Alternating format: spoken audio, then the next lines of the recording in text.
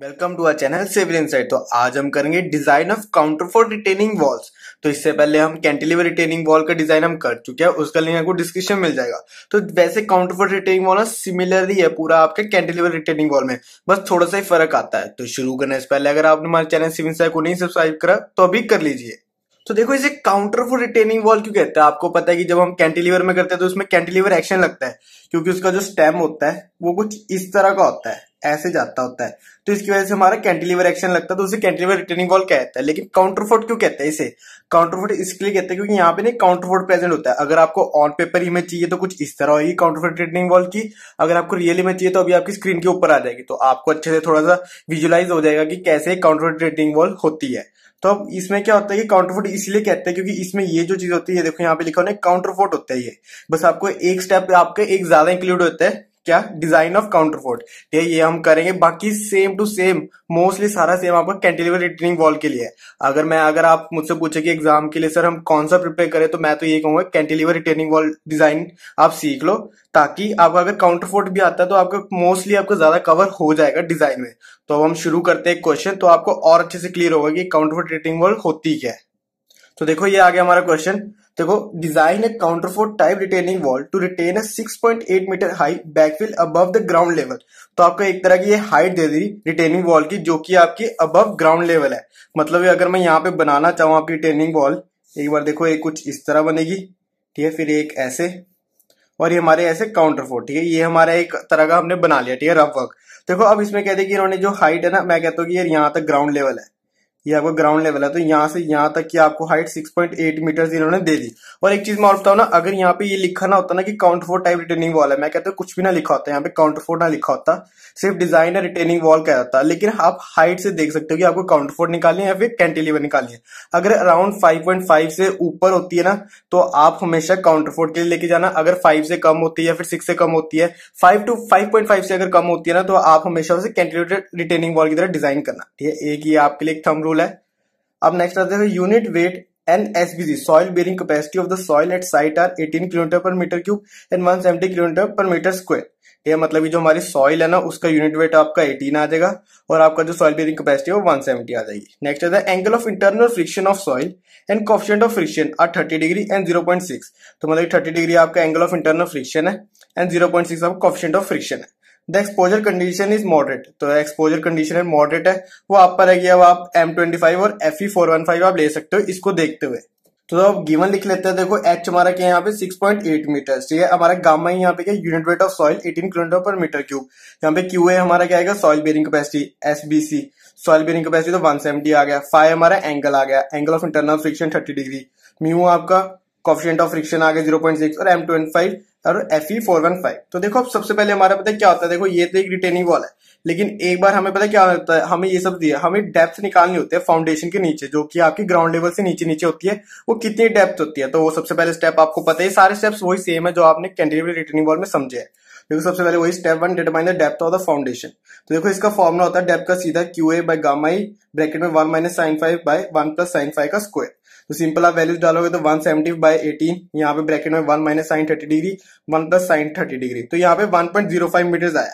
अब मैंने कह दिया कि अडॉप्ट डेप्थ 1.2 मीटर्स। अब आप पूछोगे सर आपने ये क्यों करा, 1.1 भी तो कह सकते थे या फिर यही ले लेते। मैंने इसलिए कहा क्योंकि मैंने हाइट देखते हुए करा ये, मतलब कि अगर आपकी 6.8 मीटर्स है तो 6.8 मीटर्स है, तो मैंने कहा यार 1.2 ले लेते हैं, ज्यादा ले लो कम मत लो, ये जो भी आपकी यहाँ पे आती है ना, हमेशा ज्यादा ले लो कम ना लो। मैंने इसलिए लिया ताकि आपकी जो टोटल हाइट बन जाएगी वो 8 मीटर्स हो जाएगी। थोड़ा राउंड ऑफ फिगर आ जाएगा ना, तो आपको मुश्किल नहीं होगी आपको डिजाइन करने में। तो वही मैंने यहाँ पे करा अडॉप्ट डेप्थ 1.2 मीटर्स, तो वही ओवरऑल हाइट क्या हो जाएगी वॉल की हमारी पूरी, ऊपर से लेके टॉप से लेके बॉटम तक हमारी यहाँ पे क्या होगी, पूरी हाइट 8 मीटर्स होगी, ठीक है ना। तो यहाँ पे हमारी 8 मीटर्स होगी। अब देखते हैं स्टेप 2 क्या होगा। तो देखो आता है step 2, select the initial size. तो इनिशियल साइज में क्या होता है, सारे थंब रूल्स है, ठीक है। अब आप ये नहीं कह सकते सर ये फॉर्मूला कहां से आया, क्यों आया, बस ये एक तरह के थंब रूल्स है, आपको याद करने। तो देखो सबसे पहले आता है स्पेसिंग ऑफ काउंटर फोर्स। तो देखो स्पेसिंग ऑफ काउंटर फोर्स का क्या मतलब, अगर मैं आपको दिखाऊं कि ये वाली जो स्पेसिंग है यहां से लेके यहां तक की जो स्पेसिंग है ना, ये एक काउंटर फोर्ट है, ये दूसरा काउंटर फोर्ट है। अगर मैं कहूँ ये 1 काउंटर फोर्ट है, 2, तो इसके बीच में स्पेसिंग क्या है, सारे रेगुलर स्पेसिंग पे होंगे तो इनके बीच में स्पेसिंग क्या है, तो वो निकालने का फॉर्मूला देखो थंब रूल क्या है आपका, L is 0.8 under root H, जो अभी हमने हाइट निकाली overall height, to 1.2 under root H. ठीक है, या तो इनके बीच की वैल्यू ले लो और एल इज 3.5 ब्रैकेट में S divided by gamma. Gamma हमारा यूनिट वेट 18 और उसकी पावर आपकी क्या होगी 0.25। ठीक है, अगर आप यहाँ लेना चाहते हो कुछ भी ले सकते हो, आपकी मर्जी है। कोई बुक्स में सिर्फ ये होता है, कोई बुक्स में सिर्फ ये होता है। देखो अगर आप कहो कि सर हमारे टीचर्स ने कुछ अलग मेथड से करवाया, देखो इसके मेथड्स बहुत होते हैं, डिजाइन के मेथड बहुत ज्यादा होते हैं। रिटेनिंग वॉल की बात नहीं कर रहा मैं, कोई भी ले लो आप, कोई भी फिगर ले लो, कोई भी मतलब कि बीम ले लो, कॉलम ले लो, सबके अलग अलग मेथड होते हैं। तो किसी का भी गलत नहीं है और ये नहीं कह सकते कि आपकी यार सर आपने अलग करवा दिया तो सर हमारा कोई चेक करेगा नहीं करेगा। सबके अलग अलग मेथड होते हैं, सब सही होता है। तो देखो यहाँ से हमने सिर्फ ये वाला मेथड ले लिया, मतलब ये वाला थंब रूल ले लिया, तो 0.8 under root 8 to 1.2 under root 8। ठीक है, तो यहाँ से हमारा 2.26 टू 3.39 मीटर्स तक आया था, लेकिन मैंने ले लिया dot L equal 3 metre centre to centre. ठीक है, स्पेसिंग हमारी सेंटर टू सेंटर होती है हमेशा, तो मैंने यहाँ पे 3 मीटर्स ले लिया। बीच में भी और थोड़ी राउंड फिगर है, ठीक है 3 मीटर्स। आप ऐसे ही ट्राई करना कि एक राउंड फिगर ले लो या फिर 3.5 ले लो, कुछ ऐसी लो। ठीक है, अगर यहाँ पे बड़ा होता तो ऐसे मत ले लेना कि यार 2.26 या फिर 2.27 ऐसी वैल्यूज मत ले लेना। नेक्स्ट आता देखो थिकनेस ऑफ काउंटरफोर्ट। तो थिकनेस ऑफ काउंटरफोर्ट का मतलब क्या हुआ, ये वाली जो थिकनेस है, जो ये वाली थिकनेस है ना, ये क्या है हमारी। ठीक है, तो वही हमारा उसका थंब रूल है L/10। तो L हमारी यहाँ पे देखो, L हमारी यही निकली देखो 3 मीटर्स, तो मैंने यहाँ पे 3000 कर दिया, mm में कर दिया ये, तो मैंने ऐसे mm में कर दिया डिवाइडेड बाय 10, तो आपकी 300 mm आपकी यहाँ पे थिकनेस ऑफ काउंटरफोर्ट आ गई। अब नेक्स्ट आता है देखो थिकनेस ऑफ बेस स्लैब। देखो थिकनेस ऑफ बेस स्लैब का क्या है thumb rule, 2 into L into H centimetre. ठीक है, इरिस्पेक्टिव ऑफ देयर यूनिट्स, मतलब कि एल की क्या यूनिट्स है आपको कोई फर्क नहीं पड़ना चाहिए, एच की क्या कोई फर्क नहीं पड़ना चाहिए। फर्क मतलब कि आपको मीटर्स में होनी चाहिए। ठीक है ना, आप इसको mm में करके सेंटीमीटर में मत लेके आना, इसको मीटर्स में रखना और फिर वैल्यूज डालना। ठीक है, तो मतलब जैसे 2 इंटू एल हमने क्या किया 3 ले ली, तो यहाँ पे 3 और एच हमारी क्या थी 8 थी। ठीक है ना, यहाँ पे मैंने लगाया वो देखो 8, एच हमारी 8 थी तो हमने 8 ले ली, इक्वल टू 48 सेंटीमीटर। ठीक है, सेंटीमीटर है ये, बस ये याद रखना है। थिकनेस ऑफ बेस स्लैब का ये थंब रूल है, थोड़ा सा अलग सा है ये वाला। ठीक है, अब इसके बाद आता है आपका thickness of base slab 480 mm। तो मतलब ये अगर मैं कहूँ 480 mm हमारा इसमें क्या आ गया, ये चीज आ गई। बेस स्लैब हमारा ये है, ये हमारी पूरी बेस स्लैब होती है, ये हमारी हील होती है, ये यहाँ तक का ये हील होती है, ये हमारा टो, यहाँ तक का स्टेम। ठीक है, ये हमारा पूरा स्टेम होता है और ये तो आपको पता है काउंटरफोर्ट हो गया। तो यहाँ पे हमारा पूरा बेस स्लैब क्या है, तो बेस स्लैब की हमारी क्या आ गई 480 mm। ठीक है, हमारी थिकनेस ये आ गई। अब देखते हैं और कौन से है। तो देखो अब आता है हमारा next base width. Base width मतलब हमारी टोटल बेस कितना का है, मतलब ये पूरा यहाँ से लेके यहाँ कितना आता है। तो बेस विड्थ का देखो फॉर्मुला थंब रूल आपका क्या है, b is equal to 0.6h to 0.7h। ठीक है, अब इसके बीच की वैल्यू कोई भी ले सकते हो, तो मैंने यहाँ पे देखो 0.6 इंटू 8 टू 0.7 इंटू 8। अब इसके बीच की वैल्यू मैंने ले ली adopt b equal to 5 metre. Round लेनी है थोड़ी फिगर, तो राउंड ऑफ हुए तो हमारा मतलब ये पूरी हमारी कितना आ गई, बेस स्लैब की हमारी पूरी यहाँ पे बेस विड्थ के अंदर आ गई 5 मीटर्स आ गई। ठीक है, ये आपको पूरा 5 मीटर्स। अब आती है टो प्रोजेक्शन। ठीक है, टो प्रोजेक्शन मतलब कि इसका कितना डिस्टेंस है, ये टो प्रोजेक्शन इतना कितना है, ये इतना कितना है। देखो इसका है फॉर्मूला b/4, तो b अभी हमने निकाला 5/4, तो डॉट 1.25। ठीक है, ये तो पूरा वही है ना, तो 1.25 मीटर्स ले लिया। ठीक है, अब आपका ये हो गया। अब आता है वर्टिकल स्टेम थिकनेस। तो वर्टिकल स्टेम थिकनेस मतलब कि आपकी ये थिकनेस कितनी है, ये थिकनेस। ठीक है, यही कर रहे हैं ना हम। अब आपकी ये थिकनेस अगर मैं यहाँ से भी कह सकता हूँ कि यार यहाँ से यहाँ तक का कितना है। ठीक है, ये कैंटिलीवर थोड़ी है जो यहाँ से आपकी स्टेम ये है नहीं, यहाँ से ऐसे है, तो ऐसे नहीं काउंटरफोर्ट है, तो ये पूरी आपकी स्टेम ऐसी रहेगी। तो यूनिवर्सल है ये पूरी, मतलब सॉरी यूनिफॉर्म है यहाँ पे। देखो h/40 इसका thumb rule h/40 equal to 8000 divided by 40, तो डॉट 200 मीटर्स। तो यहाँ से आप 200 मीटर्स लोगे तो मतलब यहाँ पे आ गई 0.2 मीटर्स, यहाँ पे 0.2 मीटर्स। अब हाइट ऑफ वर्टिकल स्टेम, तो देखो हाइट ऑफ वर्टिकल स्टेम यहाँ पे देखो क्या आएगी आपकी h equal to full length पूरी। ठीक है ना, h यहाँ पे पूरी आएगी, देखो कैसे, हाइट आपकी पूरी 8 metres minus thickness of base. तो माइनस जो हमारा थिकनेस ऑफ बेस है ना, ये वाली जो ये हमारी कितनी निकली थी 0.48 मीटर्स ले लो, या फिर 480 मतलब 480 mm। ठीक है, 480 mm वही तो हमने यहाँ पे माइनस करा, तो 8 पूरी में से 0.48 हमने माइनस कर दिया, तो हाइट आपकी सिर्फ स्टेम की आई। ठीक है, सिर्फ ये इतनी स्टेम की है। ठीक है, इरिस्पेक्टिव ऑफ आपको ये नहीं देखना कि आपकी ग्राउंड लेवल में कितनी है या फिर ये कितनी है, बाहर कितनी है, बस पूरी स्टेम की कितनी हाइट है आपकी 7.52 मीटर्स। ठीक है, अब ये सारा हो गया। अब बस एक चीज रहेगी, हील का रह गया, बाकी सब हो गया। और देखो हील का गया अडॉप्ट मैंने सीधा कह 3.5 mm। तो आप पूछोगे सर सॉरी 3.5 मीटर्स, तो सर आप पूछोगे सर ये कहां से आया आपका, देखो कैसे है, पूरा आपको 5 मीटर्स पता है। ठीक है, अब आपको सिर्फ यही तो निकालना है, ये आपको चीज पता है, तो मतलब कि 5 मीटर्स माइनस 1.25 माइनस 0.2। ठीक है, अगर आप ये सारा कुछ करोगे तो आपकी आ गई 3.55 मीटर्स।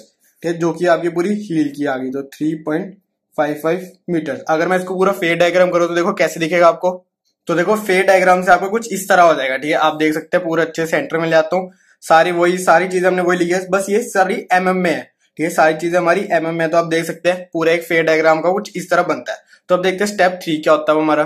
तो देखो अब आता है हमारा step 3, calculate the forces and movements acting on the wall. मतलब कि जो ये रिटेनिंग वॉल है इस पे कैसी कैसी फोर्सेज लग रही है, उन फोर्सेज की वजह से हमारी मूवमेंट्स क्या आती है। तो देखो इसमें पहले से जो लिखा हुआ ना, ये मैंने पहले गलत थोड़ा सा बता देता हूँ, मुझे ये होता है कि गलत मत बताओ, चाहे दोबारा से रिपीट कर लो। तो मैंने ये पहले से आपको बता दिया कि मेरे से थोड़ा गलत बोला गया था, तो मैंने ये दोबारा से रिपीट कर लो लेक्चर। देखो अब इसमें क्या, देखो स्टेम, इसमें देखो क्या क्या आपके लोड्स लग रहे हैं। तो सबसे पहले देखो W1 आपका स्टेम की वजह से लग रहा है एक, आप देख सकते हैं W1। और W2 आपका पूरी फुटिंग का ले रहे थे हम, जो आपको पूरा एक ग्राउंड लेवल से यहाँ तक पूरी फुटिंग। और W3 आपका जो सॉइल की वजह से लग रहा है, तो वही लिखा हुआ मैं, देखो स्टेम W1, फुटिंग W2 और सॉइल ऑन हील W3, ठीक है। हम ऐसे लेके चल रहे हैं, मतलब कि आप ये मत समझना कि हमने ये वाला पोर्शन लिया है, हमने ये वाला पोर्शन नहीं लिया, हमने सिंपल ये वाला पोर्शन लिया है, ठीक है। अब इसमें आप देखोगे तो सिंपल यहाँ पे तो सारी सॉइल ही होगी ना। अगर आप यहाँ से इसको ऐसे को देखोगे थोड़ा सा, अगर आप 3D समझोगे, तो यहाँ पे तो कुछ टो का तो कुछ होता ही नहीं, क्योंकि टो तो आपके यहाँ पे इस तरफ तो खाली होता है, इस तरफ आपकी ये होती है सॉइल। तो यहाँ पे सॉइल हो गया, ये स्टेम का हो गया, ये हमारी बेस स्लैब होगी। बस ये 3 चीजें तो रहेगी यहाँ में। हम काउंटरफोर्ट नहीं अभी काउंट कर रहे, काउंटरफोर्ट के बीच वाली, या फिर ये वाली चीज ले लो, या फिर ये वाली चीज, काउंटरफोर्ट नहीं अभी हम काउंट कर रहे हैं, ठीक है। तो अब यहाँ से इसका देखो क्या हो जाएगा, देखो अब इसका लोड का देखो सिंपल फॉर्मूला है। लोड का अगर मैं आपको एक थंब रूल मेरी तरफ से है, ये कोई आपको ये नहीं है कि ये एक यूनिवर्सल है, मेरी तरफ से है कि आप length into breadth into unit weight ले लो, जिसका भी आपको निकालना है। कैसे, देखो स्टेम निकालते हैं हम W1, तो स्टेम W1 आपकी ये आ गई। अब इसमें क्या आएगा, देखो ब्रेथ आपकी क्या है 2, लेंथ सबसे पहले लेंथ देख लेते हैं। तो लेंथ आपकी यहाँ पे क्या, देखो यहाँ पे पूरी हमने निकाली थी 7.52 हमने ये लेंथ लिख दी, और ये आपकी हमारी ब्रेथ हो जाएगी, ठीक है 0.2। तो आप देख सकते हैं यहाँ पे 0.2, ये सारे मीटर्स में है। Into breadth into unit weight आपको पता ही है आरसीसी का क्या 25, तो यहाँ पे यूनिट वेट आरसीसी का, तो यहाँ से आपका लोड क्या निकला गया 37.6। अब इसके बाद फुटिंग का भी सेम आ जाएगा। देखो फुटिंग का कैसे आ जाएगा, देखो ब्रेथ आपकी 0.48 आ गई, मीटर्स में है, 5 आपका ये पूरा आ गया, इंटू में 25, यहाँ पे भी तो आपकी फुटिंग में भी तो वही है ना आरसीसी, तो यहाँ से आपका 60 आ जाएगा। इसको मल्टीप्लाई करोगे तो सारा कुछ। और सॉइल ऑन हील का क्या आएगा, देखो 3.55 इंटू 7.52 इंटू 18। कैसे, देखो 3.55 तो आपकी पूरी हील होगी, 7.52 आपकी पूरी हाइट थी, और आपकी इसमें क्या है, देखो 18 आपका सॉइल, ये यूनिट वेट ऑफ सॉइल है, आपको गिवन भी है और वैसे भी 18 ही होता है। तो यहाँ से आपको पूरा क्या आ गया 480.53। तो देखो अब इसमें क्या, देखो अगर जिसने भी मेरी कैंटिलीवर रिटेनिंग वॉल लगाई है उसको पता, उस लेक्चर में मैंने उसको लेक्चर में बताया था सारे हील से निकालेंगे, मूवमेंट अबाउट हील था। लेकिन यार किसी के उस वीडियो में किसी ने मुझसे पूछा नहीं कमेंट्स में, लेकिन किसी ना किसी के मन में डाउट होगा कि सर क्या हम टो से भी ले सकते हैं, तो वही मैंने आज के लेक्चर में कर दिया। मैंने कहा यार एक मेथड उसमें करवा देता हूँ, एक मेथड इसमें करवाता हूँ, थोड़ा सा बैलेंस रहेगा। तो वही है कि अब आज हम करेंगे टो से। तो मैंने लिख दिया movement about A, distance from A मतलब ये वाला जो कि हमारी टो हो जाएगी, यहाँ पे हमारा पूरा टो है। तो अगर मैं यहाँ पे लिखूँ, देखो ये हमारी टो, ये हमारी हील और ये हमारी स्टेम, ठीक है, ये आपको मैंने लिख दिया। तो हम टो से लेंगे अब सारा कुछ। तो देखो डिस्टेंस फ्रॉम टो W1 का लेते हैं, और ये हमारा जो डिस्टेंस होता है ना, तो ये हमारे पूरा एक तरह का वो लेना होता है, क्या बोलते हैं CG की तरह लेना होता है, क्योंकि आपको पता है सेंटर में लग रहे हैं सारे लोड्स, आपके सेंटर में लगेंगे। तो कैसे, देखो डिस्टेंस फ्रॉम ए, अब W1 के लिए लेना, हमने W1 यहाँ पे आपका W1 पड़ा है, देखो 1.25 तो पूरा ये आ जाएगा, ठीक है। यहाँ से चल रहे हैं हम 1.25, और ये वाला डिस्टेंस देखो क्या है, ये 0.2 पूरा है, इसका हाफ कितना होगा 0.1 हो जाएगा। और हाफ हमने क्यों करा, हाफ हमने करा क्यों, CG लेना। तो अगर आप देखो 0.2 का पूरा ये पूरा 200 है, अब इसका हाफ क्या होगा 100 होगा, तो 0.1 हो जाएगा। तो देखो 0.1 यहाँ से, तो यहाँ पे 0.1 हो गया, तो यहाँ से हमने प्लस कर दिया, तो ये पूरा डिस्टेंस आ गया ना फ्रॉम टो, ठीक है, या फिर फ्रॉम ए। अब देखो अब आता है हमारा W2। तो देखो W2 तो आपको पता है ये पूरा बेस स्लैब है, तो देखो बेस स्लैब का क्या होगा 5/2 ही होगा, सिंपल डिवाइड करना था 5/2। अब आता है देखो नेक्स्ट आता है आपका क्या है, सॉइल ऑन हील, मतलब ये हील का निकालना है। देखो अभी हील का कैसे निकलेगा, देखो यहाँ से 1.25, ठीक है, प्लस पूरी ये स्टेम का आ जाएगा 0.2, ठीक है, और 3.55 का डिवाइड बाय 2 हो जाएगा। 3.5 का देखो हील आपके सेंटर में ही लगेगा ना। अब आपको हील तक का, सिर्फ हील का इतने का आपको सिर्फ वो निकालना है, क्या बोलते हैं CG निकालना है। तो आप हाफ करोगे, देखो एक तरह का सेंटर लेना, तो देखो 3.55 डिवाइड बाय 2, ठीक है। अब आपके साइड डिस्टेंस निकल गए। अब मूवमेंट अबाउट ए, ठीक है, अब बस मूवमेंट अबाउट ए में इसका आप साइड में देख सकते हो डायग्राम को, सिंपल इन दोनों को मल्टीप्लाई करो तो ये आ जाएगा, इन दोनों को मल्टीप्लाई करोगे तो ये आ जाएगा, और इनको मल्टीप्लाई करोगे तो ये आ जाएगा। अब लास्ट में आपको सम लिखना है, सम क्यों लिखना हमें आगे पता चलेगा क्यों लिखना है। देखो सम आप यहाँ पे पहले लोड्स का लिख लेना 578.13, मतलब कि आपका ये पता क्या हो जाएगा सिग्मा W, और आपका यहाँ पे ये क्या हो जाएगा पूरी मूवमेंट्स आप ऐड कर दो सिग्मा M, ठीक है, ये आपको पूरा अच्छे समझ आ गया ना। Calculate the force movements acting on the wall, step 3 आपका ऐसे हो गया। अब हम चलते हैं स्टेप 4 पर। तो देखो अब आता है हमारा स्टेप 4, कैलकुलेट अर्थ प्रेशर। मतलब कि जो आपके यहाँ पे अर्थ की मतलब कि सॉइल की वजह से जो भी प्रेशर लग रहा है ना, ये देखो force due to active earth pressure P है जो यहाँ पे लग रहा है, तो हम वो निकालेंगे वॉल पे आपको कितना लग रहा है एक्टिव प्रेशर। तो देखते हो अब कैसे, इसका फॉर्मूला आपको पता, देखो ये हमारा क्या है, एक्टिव प्रेशर, अर्थ एक्टिव अर्थ प्रेशर आप कह सकते हो, एक्टिव अर्थ प्रेशर। और ये आपका क्या हो गया, पैसिव प्रेशर। ठीक है, पैसिव अर्थ प्रेशर है ये, तो पैसिव, और ये आपका एक्टिव। ठीक है, इनके फॉर्मूला देखो जस्ट ऑपोजिट होते हैं। अगर आपकी स्लोपिंग बैकफिल होती है तो फिर तो आपको वही जो मैंने आपको करवाया था उसमें क्या बोलते हैं, कैंटिलीवर रिटेनिंग वॉल में, तो आपको वही वाला फॉर्मूला लगेगा। अगर आपकी स्लोपिंग बैकफिल अगर उसमें भी नहीं आती, समझो आपकी कैंटिलीवर रिटेनिंग वॉल में भी अगर आपकी स्लोपिंग बैकफिल नहीं आती, फिर आपका ये वाला फॉर्मूला लगेगा। उसमें शायद मैंने नहीं बताया, लेकिन आपको इसमें क्लियर हो जाएगा। तो बस इसका के देखो 1 minus sine 5 divide by 1 plus sine 5। अब के भी जस्ट इसको ऑपोजिट है, 1 प्लस साइन 5 1 माइनस साइन 5। तो आपका बस एक बार ही निकालना, तो देखो 1 minus sine 30 degree divide by 1 plus sine 30 degree. तो यहाँ से आपका के क्या आ गया 1/3, यहाँ से के पी आ गया आपका 3, क्योंकि इसका ऑपोजिट ही है।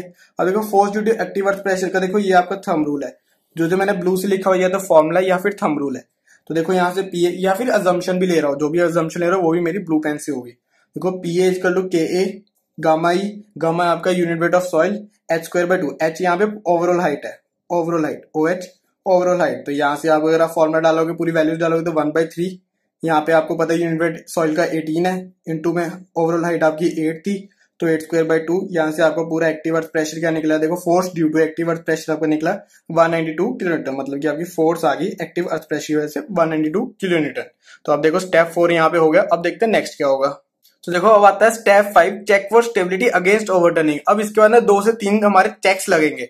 ये ऐसे चेक्स है जो आपको बताएंगे जो आपका स्ट्रक्चर खड़ा करा ना वो चलेगा भी या फिर नहीं चलेगा। तो किस किस के लिए होता है, एक ओवरटर्निंग के लिए, स्लाइडिंग के लिए, और हमारे एक सॉइल कैपेसिटी में हम देखते हैं, वो भी हम बाद में देखेंगे। तो देखो सबसे पहले आता है check for stability against overturning. अब इसका फॉर्मुला क्या है, देखो फैक्टर ऑफ सेफ्टी हम कैसे निकालेंगे कि 0.9 इंटू स्टेबलाइजिंग मूवमेंट जो कि हमारी एमआर होती है divide by overturning movement should be greater than 1.4। ये आपका एक तरह का फैक्टर ऑफ सेफ्टी आ गया। ठीक है, एफओएस आ गया। हम लगाते हैं ना फैक्टर ऑफ सेफ्टी, जैसे हम लोड्स वगैरह में लगाते हैं 1.5, तो वैसे हमारा होता है ये हमारा। अगर ये सेटिस्फाई कर गया तो ठीक है, नहीं करा तो आपको अपना स्ट्रक्चर बदलना पड़ेगा। ठीक है, अब आपको ये पता है ये सारे हमने रिटेनिंग वॉल में करा हुआ है, कैंटिलीवर रिटेनिंग वॉल में। तो देखो ओवरटर्निंग मूवमेंट का फॉर्मुला आपको पता है, पी ए एच बाई 3। ठीक है, अब देखो एक चीज मैं आपको बताता हूँ ना, ये अब कैसे देखेंगे ओवरटर्निंग, अब कैसे देखोगे। देखो सॉइल अगर मैं आपको डायग्राम में दिखाऊं तो आप देखो यहाँ पे खड़े हो गए, यहाँ पे खड़े हो गए आप लोग, देखो सॉइल की वजह से ओवरटर्निंग हो रही है, मतलब टर्न हो रहा है आपका। तो सॉइल इस तरफ से लग रही है ना, सॉइल तो आपकी इस तरफ से लग रही है, लेकिन जो आपका स्टेबलाइज करेगा स्ट्रक्चर को वो टो करेगी। यहाँ पे ओवरटर्निंग के लिए तो आपकी टो ही करेगी ना,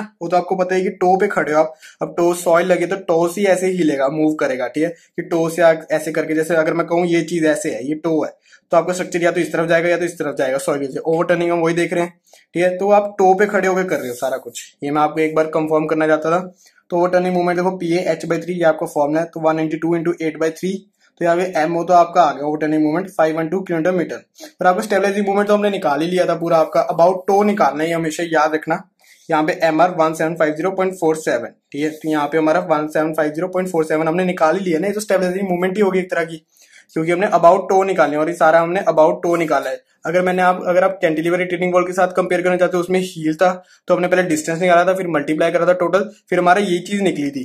बस उसमें मैंने हील से करा तो थोड़ा सा 1-2 स्टेप ज्यादा हो गए, इसमें हमने टो से कर दिया सीधा, तो हमारे स्टेप थोड़े कम हो गए। ठीक है, बस सिंपल आपको इसमें वैल्यूज पुट करनी है। तो अगर आप वैल्यूज पुट करो तो देखो 3.07 आया, जो कि मोर देन 1.4 है, मतलब ये हैंड सेफ अगेंस्ट ओवरटर्निंग। ठीक है, मतलब यहाँ पे सेफ अगेंस्ट ओवरटर्निंग, अब ओवरटर्निंग नहीं होगी। ठीक है, अब एक ये हो गया। अब हम स्लाइडिंग के लिए देखते हैं। तो देखो अब आता है हमारा step 6, check for stability against sliding. तो देखो अब इसमें क्या होता है, देखो factor of safety against sliding में होता है। देखो अगर आपने ये देखोगे, अगर आप यहाँ पे देखो फैक्टर ऑफ सेफ्टी आपका यहाँ पे क्या है, वही वाला formula 0.9 into resisting force F divided by sliding force P A should be greater than 1.4। अब देखो रेजिस्टिंग फोर्स आपकी क्या होगी, जो आपको पूरा लोड लग रहा है ना, वो आपका एंगल जो आपका कोएफिशिएंट ऑफ फ्रिक्शन था उसके साथ मल्टीप्लाई करके, देखो यहाँ पे वो लिखा है रेजिस्टिंग फोर्स क्या आपकी म्यू इंटू में आपको सिग्मा डब्ल्यू। तो आपका पूरा अगर आप देखोगे तो पूरा आपका लोड कितना था, तो आपका पूरा लोड था देखो सिग्मा डब्ल्यू 578.13, और आपका एंगल बोल के आपका कोएफिशिएंट ऑफ फ्रिक्शन क्या, देखो कोएफिशिएंट ऑफ फ्रिक्शन आपका 0.6 था, तो वही मैंने यहाँ पे मल्टीप्लाई कर दिया था, देखो 0.6 इंटू 578.13, तो आपका रेजिस्टिंग फोर्स तो आ गया। ठीक है, आपने कोएफिशिएंट ऑफ फ्रिक्शन मल्टीप्लाई कर दिया तो मतलब कि रेजिस्टिंग फोर्स निकला, और स्लाइडिंग फोर्स आपकी पीए ही होगी। स्लाइडिंग फोर्स देखो आपको पूरा स्लाइड कैसे करवा रहा है, एक ही फोर्स तो करवा रही है आपकी साइड से जो लग रही है, पीए करवा रही है। तो आपकी स्लाइडिंग फोर्स आपकी क्या हो जाएगी यहाँ पे, वही पीए 192 किलो न्यूटन। तो दोबारा से इसमें वैल्यूज पुट करोगे 1.62 आ गया, should be greater than 1.4, yes satisfy कर रहे हैं। तो हैंस सेफ अगेंस्ट स्लाइडिंग। तो देखो अगर आप कैंटिलीवर रिटेनिंग वॉल में जाओगे ना, वैसे कैंटिलीवर भी छोड़ो, इसमें बताता हूँ, अगर ये सेटिस्फाई ना करता, मैं कहता हूँ यार लेट ये 1 आया था, 1 हमारा less than 1.4, sorry 1 should be greater than 1.4, ये तो सेटिस्फाई नहीं करा तो आपका कट हो जाता है। मतलब कि आपको यहाँ पे शेयर की प्रोवाइड करनी पड़ती है, और शेयर की का तो आपको पता ही है। अगर मैं यहाँ पे बना के दिखाऊं पूरा डायग्राम, हमारा जो रफ वाला था वो दिखाता हूँ, तो देखो उसमें क्या करना होता है, यहाँ पे आपको शेयर की प्रोवाइड करनी होती है नीचे, वो आपको पता आपने कैंटिलीवर रिटेनिंग वॉल में करी हुई है। तो उसमें मुझे ये बताना था, यहाँ पे आपको फिर शेयर की प्रोवाइड करनी पड़ती है, जो कि आपका सेफ कर देता है अगेंस्ट स्लाइडिंग। ठीक है, अब आपका ये भी चेक लग गया। अब एक सॉइल का भी देख लेते हैं कैसे। तो देखो आता है step 7, calculate soil pressure below the footing. तो देखो हम कैलकुलेट तो कर रहे हैं, लेकिन इसमें एक चेक भी आ जाएगा। अब देखो उसमें कैसे, देखो इसेंट्रिसिटी का फॉर्मूला होता है कि आपको इसेंट्रिसिटी निकालनी होती है, उसके बाद ये फॉर्मूला आता है पूरा सॉइल प्रेशर निकालने का।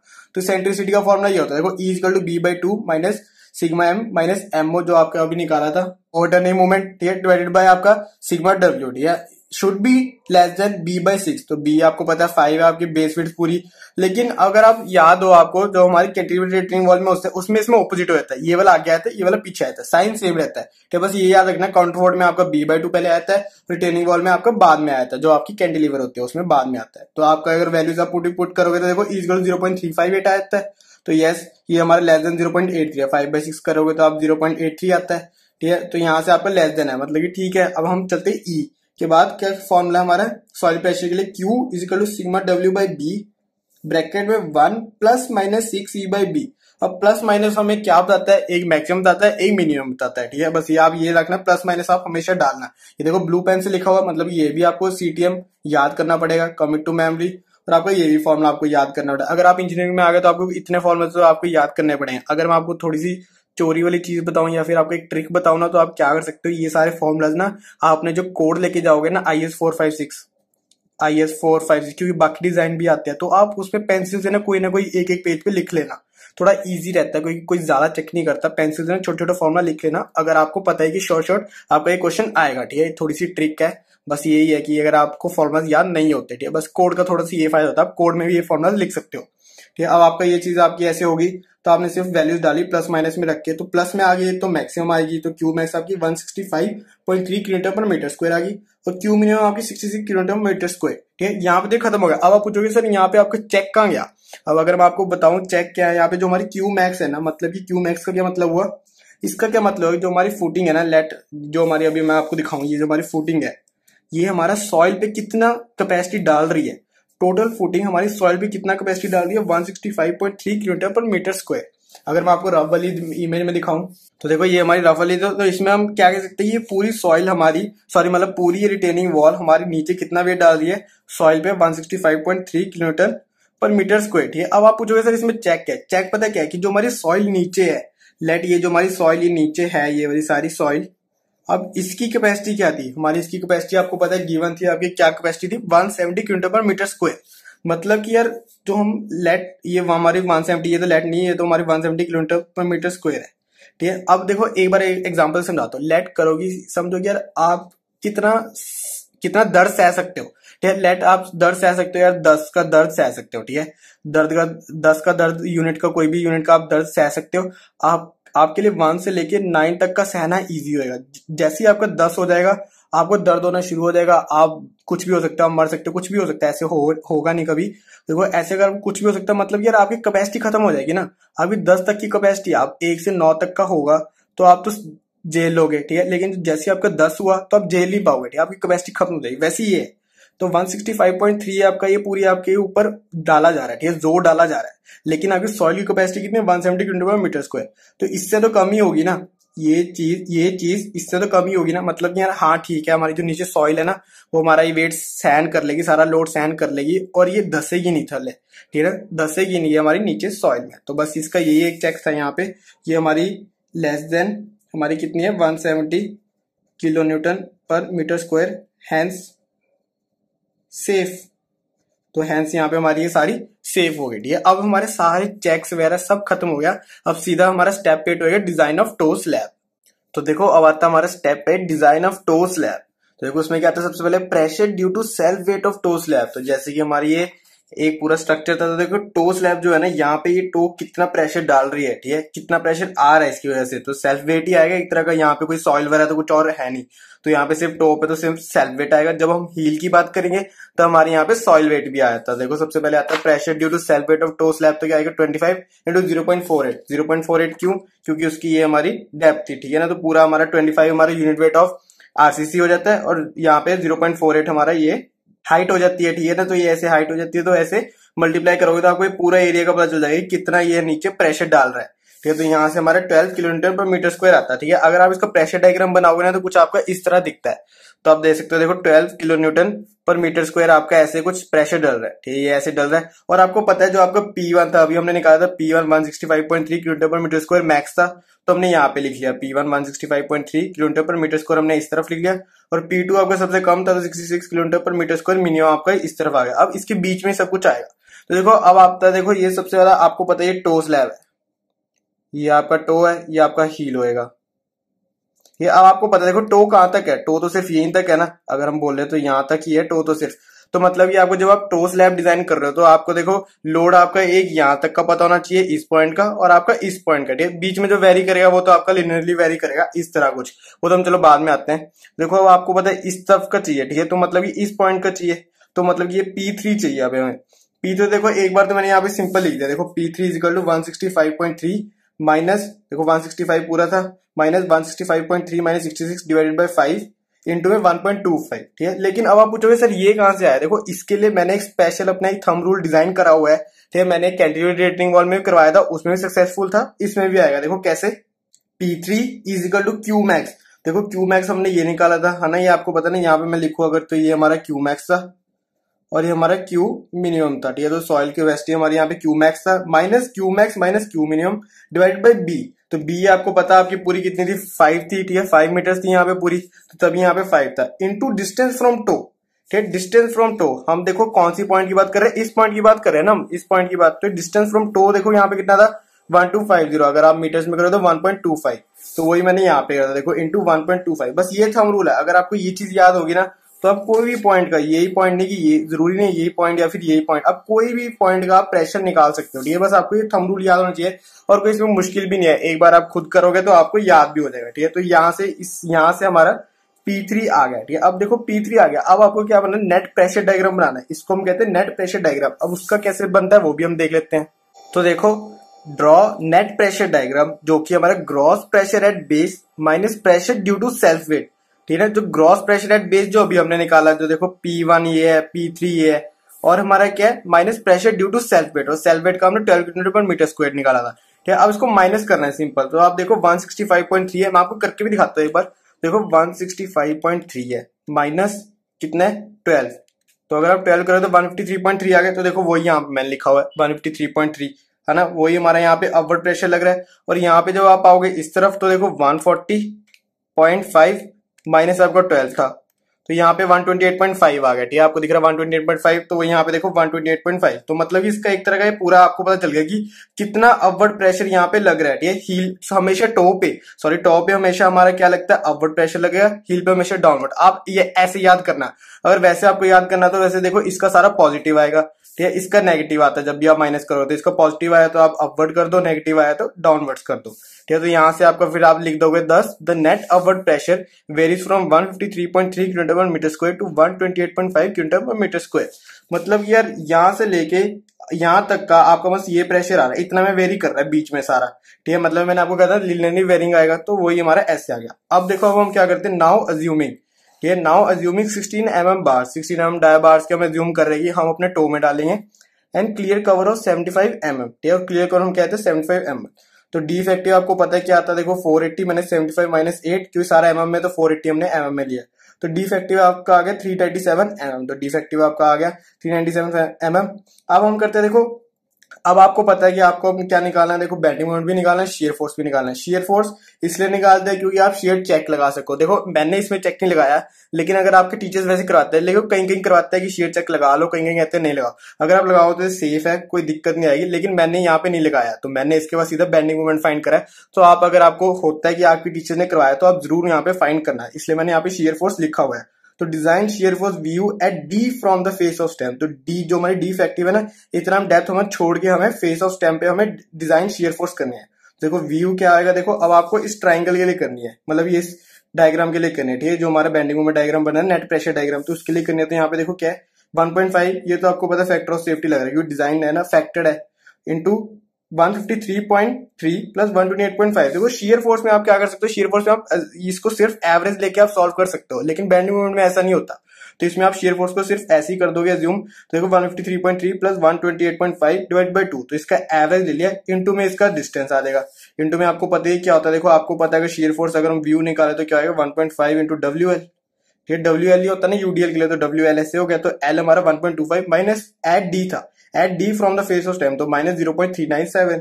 तो यहाँ से आपका शियर फोर्स क्या निकल गया, यहाँ पे आपका VU इक्वल टू 180.28 किलोमीटर पर मीटर। ठीक है, व्यू आपका ऐसे निकल गया। अब आपको पता है बेंडिंग मोमेंट भी निकल जाएगा बड़ा इजिली।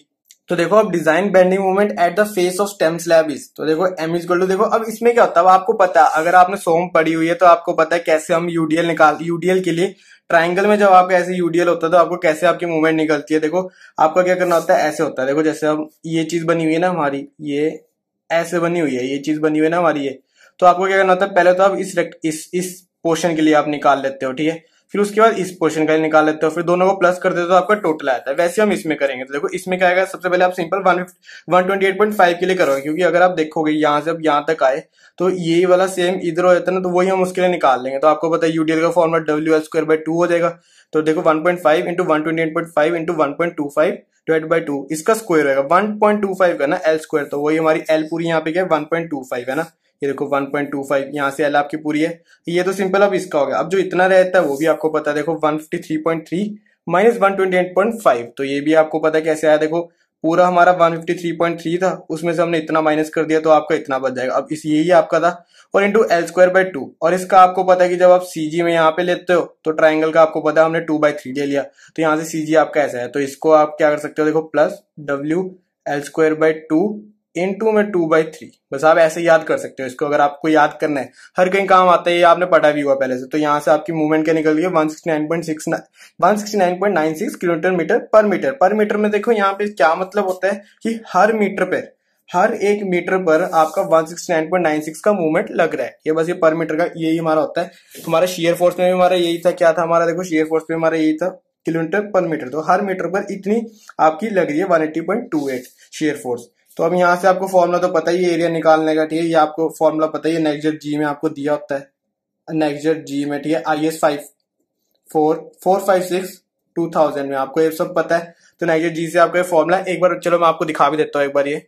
तो देखो हम आ गए नेक्स्ट जी पर, ठीक है, नहीं आपको नेक्स्ट जी दिख रहा है, तो आप देख सकते हैं यहाँ पे ये वाला फॉर्मूला उठाया, MU = 0.87 F/AST/D ब्रैकेट में देखो 1 minus AST/Fy divide by BD FCK, ठीक है। तो हमने ये वाला उठाया, तो इसमें आप वैल्यूज पुट कर दो। देखो Fy की आपको पता है 415, AST आपको निकालना है, D अभी आपने निकाला है 0.397, ठीक है। अब देखो उसके बाद ये हमारा सॉरी मीटर्स में mm में कर रहे हैं तो 397 आ जाएगा।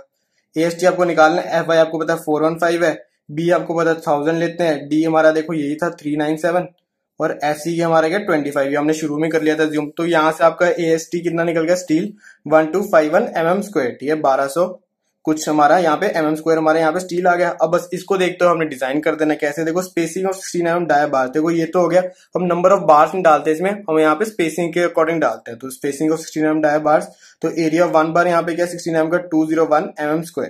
तो यहाँ से आपका देखो स्पेसिंग तो आपको फॉर्मूला पता है स्पेसिंग में क्या होता है, देखो area of 1 bar into B by total area, तो इज इक्वल टू 160.67 आता है। अगर आप इसमें वैल्यू डालोगे कैसे, 201 इंटू 1000 डिवाइडेड बाय आपका एरिया ऑफ स्टील 1251, ठीक है। अगर आप ये डालो तो 160.67 आया। हमने इसको जूम करके कर दिया, अप्रॉक्स कर दिया, adopt 160 mm centre to centre, मतलब कि therefore provide 16 mm dia bars at 160 mm centre to centre.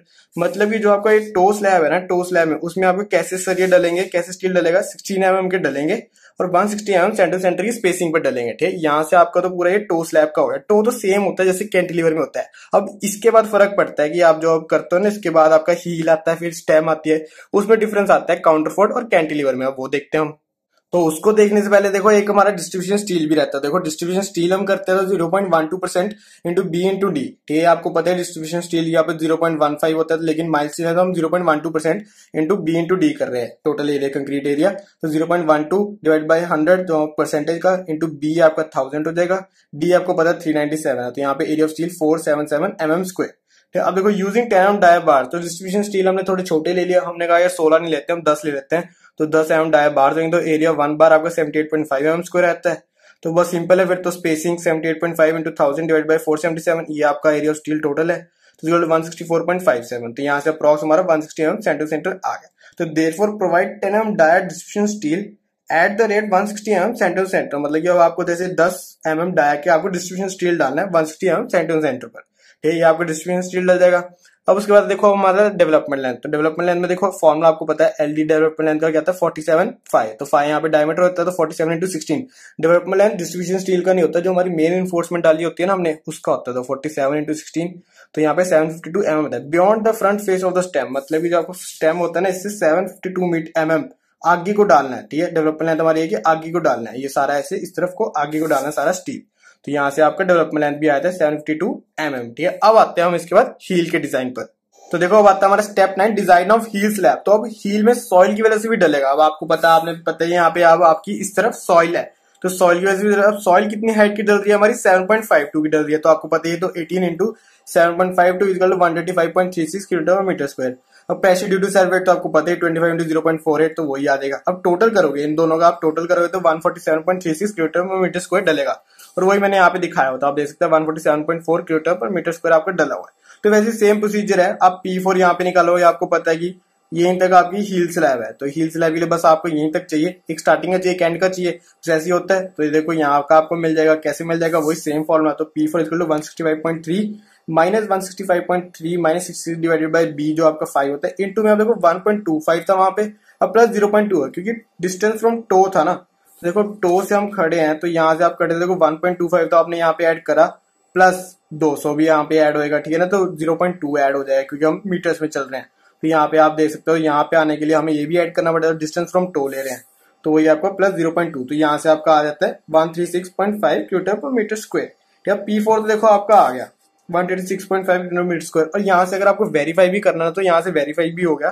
तो देखो यहाँ से ऐसे जा रहा है, तो मतलब कि ये वाला बड़ा होना चाहिए था, तो वही बड़ा भी है 140.5 किलोमीटर स्क्वायर, ये बड़ा है और ये थोड़ा सा छोटा है। तो इससे आपका वेरीफाई भी हो गया कि हाँ भाई हमने जो P3 P4 निकाल लिया ये भी सही निकले। और देखो डिजाइन का यही मतलब होता है कि आपको सब अप्रोक्सीमेट चलता है, आप एज्यूम करते हैं सारा कुछ, जरूरी नहीं आपको पॉइंट टू पॉइंट निकालना। अगर मैं समझो यहाँ पे 140.5 ना करूँ तो 140 सिंपल कर दूं, 141 कर दूं, 136 की जगह 140 कर दूं, या फिर कुछ भी कर सकता हूँ मैं यहाँ पे। तो वो सारा अजम्पशन पर खेल चलता है। ठीक है, पर अजम्पशन ऐसी करो जो आसपास होए, जैसे 136.5 है तो 137 ले लो, 140 मत ले लो। मैंने कह दिया 140, लेकिन लो मत 140, इतना बड़ा मत करो, छोटा सा मोटा सा करो। ठीक है, जो अगर आपको पॉइंट्स में आता है, अगर नहीं आता तो देखो 66 है तो 66 ही पड़ा, यहाँ पे 60 नहीं लिया, ना ही 65 लिया। तो अब आपका ऐसे हो जाएगा। देखो P4 भी आपका निकल गया, तो वही सेम आपको दोबारा से वही करना है, इसमें से इसको माइनस करके नेट प्रेशर डायग्राम निकालना है। तो अगर आप इसमें से माइनस करोगे तो आपको ही पता है, देखो 147.4 माइनस आपका क्या आता है 136.5, तो आपका 10.9 आ गया, तो 10.9 यहाँ पे आया। तो वही सेम हमारे यहाँ पे होता है, यहाँ पे मैं अगर आपको करके दिखाऊँ तो 147.4 माइनस 66, तो आपका 81.4, तो वही आपका 81.4। अब जैसे सेम हमने इसमें डिजाइन करें बस इसमें करें। अब बस इसमें थोड़ा सा फर्क आता है, वो क्या फर्क आता है वो हम आगे देखते हैं। तो देखो अब आता है सबसे इंपॉर्टेंट चीज है, देखो due to presence of counter force heel slab will act as a continuous beam. ये काउंटर फोर्स की वजह से हमारी जो हील स्लैब होती है ना, वो हम एज ए कॉन्टिन्यूअस बीम लेते हैं। कैसे, अगर मैं आपको देखो थोड़ा सा पहले डायग्राम से समझाऊं, तो आप देख सकते हैं हमने डायग्राम था। ठीक है, अगर आप देखोगे यहाँ से यहाँ तक का, अगर आप देखोगे एक बार ऐसे देखोगे तो आप देख सकते हो ना यार, यहाँ पे स्पोर्ट्स हो जाएगी एक बार, और यहाँ पे हम क्या करते हैं, वैसे हम देखो यहाँ कंटिन्यूअस बीम क्यों कहते हैं, क्योंकि ना इसकी सिर्फ 1 मीटर विड्थ पर हम देखते हैं, यहाँ से 1 मीटर विड्थ पर देखते हैं, अप्रॉक्स 1 मीटर विड्थ पर, क्योंकि यहीं पे सबसे ज्यादा होता है। तो यहाँ से हम कहते हैं कि कॉन्टिन्यूअस बीम है। अगर आपको और अच्छे से मैं समझाना चाहूँ तो देखो कैसे समझाऊंगा, ये हम एक रफ शीट लेते हैं। तो देखो अब इसमें कैसे, देखो ऊपर से देख रहे हैं हम, ऐसे खड़े इसके ऊपर से देख रहे हैं। ठीक है, ऊपर से देख रहे हैं तो उसमें देखो कैसा बनेगा, ये ऐसे हो जाएगा, ये ऐसे, और ये एक बार ऐसे। ठीक है, ये ऐसे हो जाएगा। अब जो देखो ये पूरी हील स्लैब ही है ना, ये तो सारी हील स्लैब है नीचे। तो हम कहते हैं देखो, अगर आप देखो ये हमारी 1 मीटर की हम कंसीडर करते हैं, ठीक है, पूरी पूरी 1 मीटर की, या फिर 1 मीटर से थोड़ी सी ज्यादा हम कह देते हैं कि बस एंड पे हम आप ये लेके चलो, बस आप मेरा ये आप याद कर लो थंब रूल की, बस हमारी जो काउंटर फोर्ट है ना उसकी वजह से हमारा जो हील स्लैब होता है ना वो कॉन्टिन्यूस बीम की तरह एक्ट करता है। बस आप ये याद रख लो, 1 मीटर 1 मीटर 2 मीटर सब छोड़ दो, ठीक है, आप ये याद रखो। और मैं कहता हूँ देखो इसमें क्या होता है, देखो ये हमारी स्पोर्ट्स होगी, ठीक है, ये हमारी सारी स्पोर्ट्स होगी, और ये ऐसे कॉन्टिन्यूस बीम ऐसे जाता रहता है। फिर अगर इसके बाद भी स्पोर्ट आई, ये मतलब कि इसके बाद भी काउंटर फोर्ट ऐसे आएगा तो कुछ इस तरह आ जाएगा, फिर ऐसे इस तरफ आ जाएगा। तो ऐसे हमारी कॉर्नियल बीम हमारा ऐसे चलता रहता है विद इंटीरियर स्पोर्ट्स, ठीक है, ऐसे आपको समझ आ गया स्पोर्ट्स बीम के साथ। तो 10 एट स्पोर्ट हमारा देखो मूवमेंट क्या होती है कॉन्टिन्यूस बीम के लिए -WL²/12, और मिड स्पैन पे क्या होती है WL²/16। अब आप पूछोगे सर ये कहां से आया, तो ये भी एक बार दिखाई देता हूँ आपको। तो देखो ये आता है हमारा table number 20 bending movement coefficients, और ये किसके लिए आता है देखो, अगर मैं आपको दिखाऊं यहाँ पे तो आप पढ़ सकते हैं, देखो movement and shear coefficients for continuous beam, ठीक है, तो हम कॉन्टिन्यूअस बीम ही एक्ट कर रहे हैं, हमें से कह रहे हैं कॉन्टिन्यूअस बीम है, तो कॉन्टिन्यूअस बीम के हम देखेंगे कोड में सारा कुछ। तो कॉन्टिन्यूअस बीम क्या, टेबल नंबर 12 पर अगर आप आओगे तो आप देख सकते हो यहाँ पे कि आपको दिख रहा होगा यहाँ पे कि देखो स्पैन मूवमेंट्स, यहाँ पे स्पैन मूवमेंट्स है, यहाँ पे स्पोर्ट मूवमेंट्स है, ठीक है। तो स्पैन मूवमेंट्स में देखो यहाँ पे क्या आता है, देखो dead load and impose load हम दोनों फिक्स कर रहे हैं, ठीक है, नॉट फिक्स्ड नहीं है, हमारा फिक्स्ड है। तो हम कहते हैं देखो eight middle of interior span, तो +1/16 +1/16, तो एट मिडल ऑफ देखो एट मिड स्पैन हमारा क्या है 1/16। अब WL² देखो यहाँ पे क्या आया था, तो आप देख सकते हो the coefficient shall be multiplied by the total design load and effective span. तो वही यहाँ पे हमारा आपको पता है WL²/16 तो आ जाएगा, तो एट मिड स्पैन हो गया, ठीक है। अब आप पूछो सर एट स्पोर्ट्स का भी, यहाँ पे देख लो स्पोर्ट मूवमेंट्स। अब इसमें दो चीजें देखो, at support next to the end support, ठीक है, ये होता है कि एंड स्पोर्ट के पास वाला, और एक होता है एट अदर इंटीरियर स्पोर्ट्स, तो बाकी सारे इंटीरियर स्पोर्ट्स के पास। देखो हम कहते हैं जो हमारी है ना, तो हम कहते हैं एट अदर इंटीरियर स्पोर्ट्स लेते हैं, ठीक है, हम एंड पर नहीं चलते क्योंकि हम बीच में लेके चल रहे हैं सारा कुछ, क्योंकि बहुत ज्यादा हमारी होती है डिजाइन, तो बीच में चल रहे हैं। तो -1/12 आ गया यहाँ पे, आप देख सकते हैं हमारा -1/12 आपको दिख रहा है ना यहाँ पे पूरा अच्छे से, थोड़ा सा ऊपर करके देखो तो थोड़ा सा ब्लर आएगा, लेकिन देखो -1/12 यहाँ पे आपको दिख रहा है।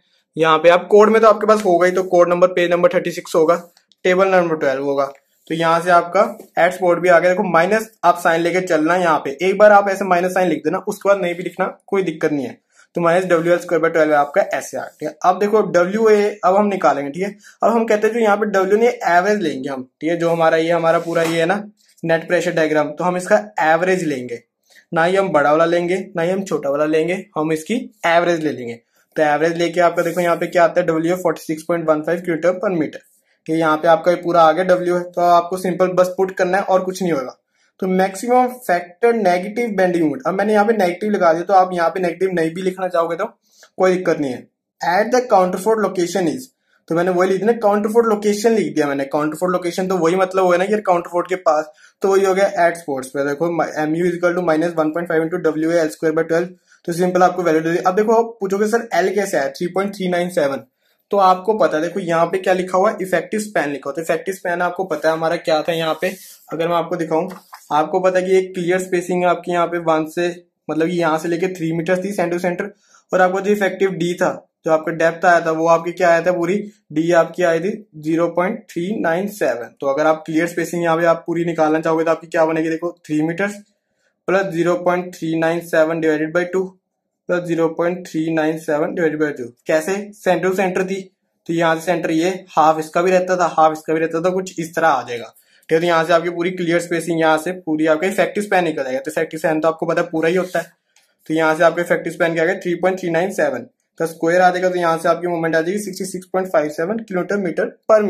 ठीक है। आपको अच्छे समझ आ रहा है ना, ये ऐसा ना हो कि यार मैं समझा दूं आपको कुछ समझना है फिर तो मेरा ही पढ़ाना कोई फायदा नहीं रहेगा। तो मेरे ख्याल से आपको ये पूरा अच्छे समझ आ रहा है, अगर नहीं भी आया कमेंट कर देना यार, कोई भी डाउट हुआ तो मैं आपको बता दूंगा कैसे। तो देखो अब आपको ये समझ आ गया ना कि ये कॉन्टिन्यूस बीम की तरह एक्ट करेगा हील स्लैब, बस यही इसमें थोड़ा सा देखने वाला है। इससे पहले आपने सारा रिटेनिंग वॉल जो हमने कैंटिलीवर में करी है ना, वो सारा रिपीट करा बस लेकिन जो यहाँ से शुरू होता है ना, ये हमारा थोड़ा सा डिफरेंट होता है। तो आपको अच्छे समझ आ गया। अब हमने किसके लिए निकाल दिया, एट स्पोर्ट्स पे निकाल दिया, अब आता है हमारा मिड स्पैन पर। तो देखो maximum factored bending moment at the middle of heel slab, यहाँ पे क्या आएगा, देखो हमारा आएगा मिड स्पैन पर, देखो M = 1.5 × WL²/16, तो आपने वैल्यूज डाल ली, तो यहाँ पे आपको मूवमेंट आ गया 49.93 km/m। ठीक है, देखो मैं थोड़ा सा जल्दी जल्दी इसलिए बोल रहा हूँ क्योंकि यार ये तो आपको सिंपल सब पता ही है, तो हमारी कैलकुलेशन ही है, तो कैलकुलेशन में क्यों टाइम वेस्ट करना, जो मेथड है वो मैं आपको आराम से सारा समझा रहा हूँ। तो M = आपका 49.93 km/m आपका ऐसे आ गया। अब देखो इन दोनों में से बड़ा कौन सा था, कि ये हमारा 49.93 आया था, और ये हमारा कितना आया था 66.57। तो जो बड़ा होता है उसको तो लेके आप करोगे, तो आप इसको लेते हुए आप अपना डिजाइन करोगे। तो 66 लेते हुए यहाँ पे आप सिंपल पुट कर दोगे, देखो 66.57 इंटू 10⁻6, क्योंकि न्यूटन पर एमएम में आपको करना है, न्यूटन एमएम में करना है, तो यहाँ से आपका ये आ जाएगा। बाकी सारी वैल्यूज तो सेम ही रहेंगी जो हमने पहले करी थी। यहाँ पे देखो FY 415, डी है आपका 397, यहाँ पे देखो बी है आपका 1000, 415, 25, 397। ठीक है, आपका सारा आपका AST निकलता है। देखो दो वैल्यूज आती है, AST स्क्वायर में आता है, जो बड़ा होता है वो नहीं लेते, जो सबसे छोटी थी वो वैल्यू लेते हैं। तो मैंने अप्रॉक्स ले ली 475 mm स्क्वायर। ठीक है, अब देखो ऐसे आपको पूरा इजीली हो गया। तो अब देखो उसके बाद क्या करना है, यूजिंग 16 mm डाया बार, तो हमने कहा 16 mm बार ही ले रहे हम हील में भी। तो एरिया 1/201 mm स्क्वायर, तो यहाँ से स्पेसिंग आपकी आ गई 423, तो हमने अप्रॉक्स ले लिया 400 mm centre to centre. Therefore provide 16 mm dia bars at 400 mm centre to centre. ठीक है, लास्ट में सबसे लास्ट में आपको आएगा रिइंफोर्समेंट डिटेल, सारी मैं आपको दिखाऊंगा एक एक करके। तो देखो अब डिस्ट्रीब्यूशन स्टील, अब देखो इसमें आपके पास दो ऑप्शन है। ठीक है, कोई बुक में कैसे करते हैं, कोई बुक में कैसे करते हैं, तो मैं आपको दोनों ऑप्शन बताता हूँ एक बार।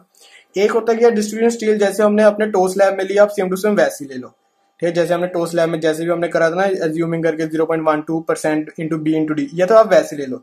या फिर कहीं कहीं आपको टीचर या फिर बुक्स में पता है क्या होता है, जो आपने अभी ये मूवमेंट निकाल लिया ना, ये जो आपकी मिड स्पैन वाली है, इसको देखते हुए आप डिस्ट्रीब्यूशन स्टील डिजाइन कर सकते हो। ठीक है, जैसे बस सिंपल क्या करना, इसमें ये वाली वैल्यूज डालनी है, ये सारी आपको 10 mm डाया बार्स लेना, आप 10 mm डाया बार्स ले लेना। ठीक है, यहाँ से आप स्पेसिंग निकालोगे 10 mm डाया बार्स की, और सिंपल आपका डिस्ट्रीब्यूशन स्टील निकल आएगा। बस ये आपको मैंने दोनों चीजें बता दिया, आपको जो सी भी आपको ठीक लगे। ठीक है, ये ठीक लगता है ये ले लो, सेकंड वाला मेथड लगता है सेकंड वाला, आप डिस्ट्रीब्यूशन स्टील निकाल सकते हो। यहाँ से आपका डिस्ट्रीब्यूशन स्टील निकल आएगा। अब उसके बाद डेवलपमेंट लेंथ भी आपकी सेम आएगी, वही आपको पता है 47.5 आएगा, तो 5 हमने 16 सेम लिया, तो बियॉन्ड द स्टेम, तो 752 mm बियॉन्ड द स्टेम हमारा वही हो गया, स्टेम से बियॉन्ड कर देंगे तो आपका 752 mm कर देंगे। ठीक है, तो आपकी हमारी पूरी डेवलपमेंट लेंथ आ गई। ठीक है, ये तो आपको पूरा हील का हो गया। अब थोड़ा सा और मुश्किल किसका आता है, स्टेम का आता है, वो भी हम देख लेते हैं एक बार। तो देखो आता है हमारा step 10, design of vertical stem. तो assuming 12 mm dia bars and clear cover of 50 mm, तो हमने पहले ही कह दिया कि यार हम 12 mm डाया बार्स अज्यूम कर ले और हमारा क्लियर कवर 50 mm। तो यहाँ से आपका डिफेक्टिव देखो, ये तो आपने निकाल ही रखा था, थिकनेस 200 mm, तो सबसे शुरू में निकाली थी, स्टेप 2 था। तो देखो डिफेक्टिव हमारा 140 mm हमारा यहाँ से आ गया। ठीक है, यहाँ से ये चीज आ गई, ये मैंने अप्रॉक्स लिया है, वैसे तो हमारा कोई 146 आना चाहिए था, तो ये मैंने 140 mm हमने अप्रॉक्स ले लिया। देखो अब इफेक्टिव स्पैन, देखो अब आप पूछोगे सर आपने ये क्यों निकाला, देखो जैसे मैंने पहले करवाया था ना आपको ये हील्स लैब में, वैसे ही यहाँ पे भी सेम ही होगा प्रोसीजर, अभी नहीं बताता, थोड़ा सा आगे देखते हैं। तो एक बार इफेक्टिव स्पैन निकालते हो, clear spacing between counterforts plus d/2 plus d/2। ठीक है, अब यहाँ पे हम स्टेम को देखते हुए करेंगे। ठीक है, तो स्टेम का अगर मैं आपको दिखाऊं कैसे, तो देखो इसमें कैसे, देखो अब स्टेम पे खड़े हो, ठीक है ऊपर खड़े हो, अब यहाँ से अब यहाँ तक का आप देखोगे। ठीक है, पहले तो ये मैंने यहाँ पे दिखाया था, वैसे हील तक था, तो यहाँ पे सारा ऐसे हील तक था, ये तो यहाँ पे थोड़ा सा हो रखा था, यहाँ पे पेन लगा था, तो मैंने यहाँ पे दिखाया।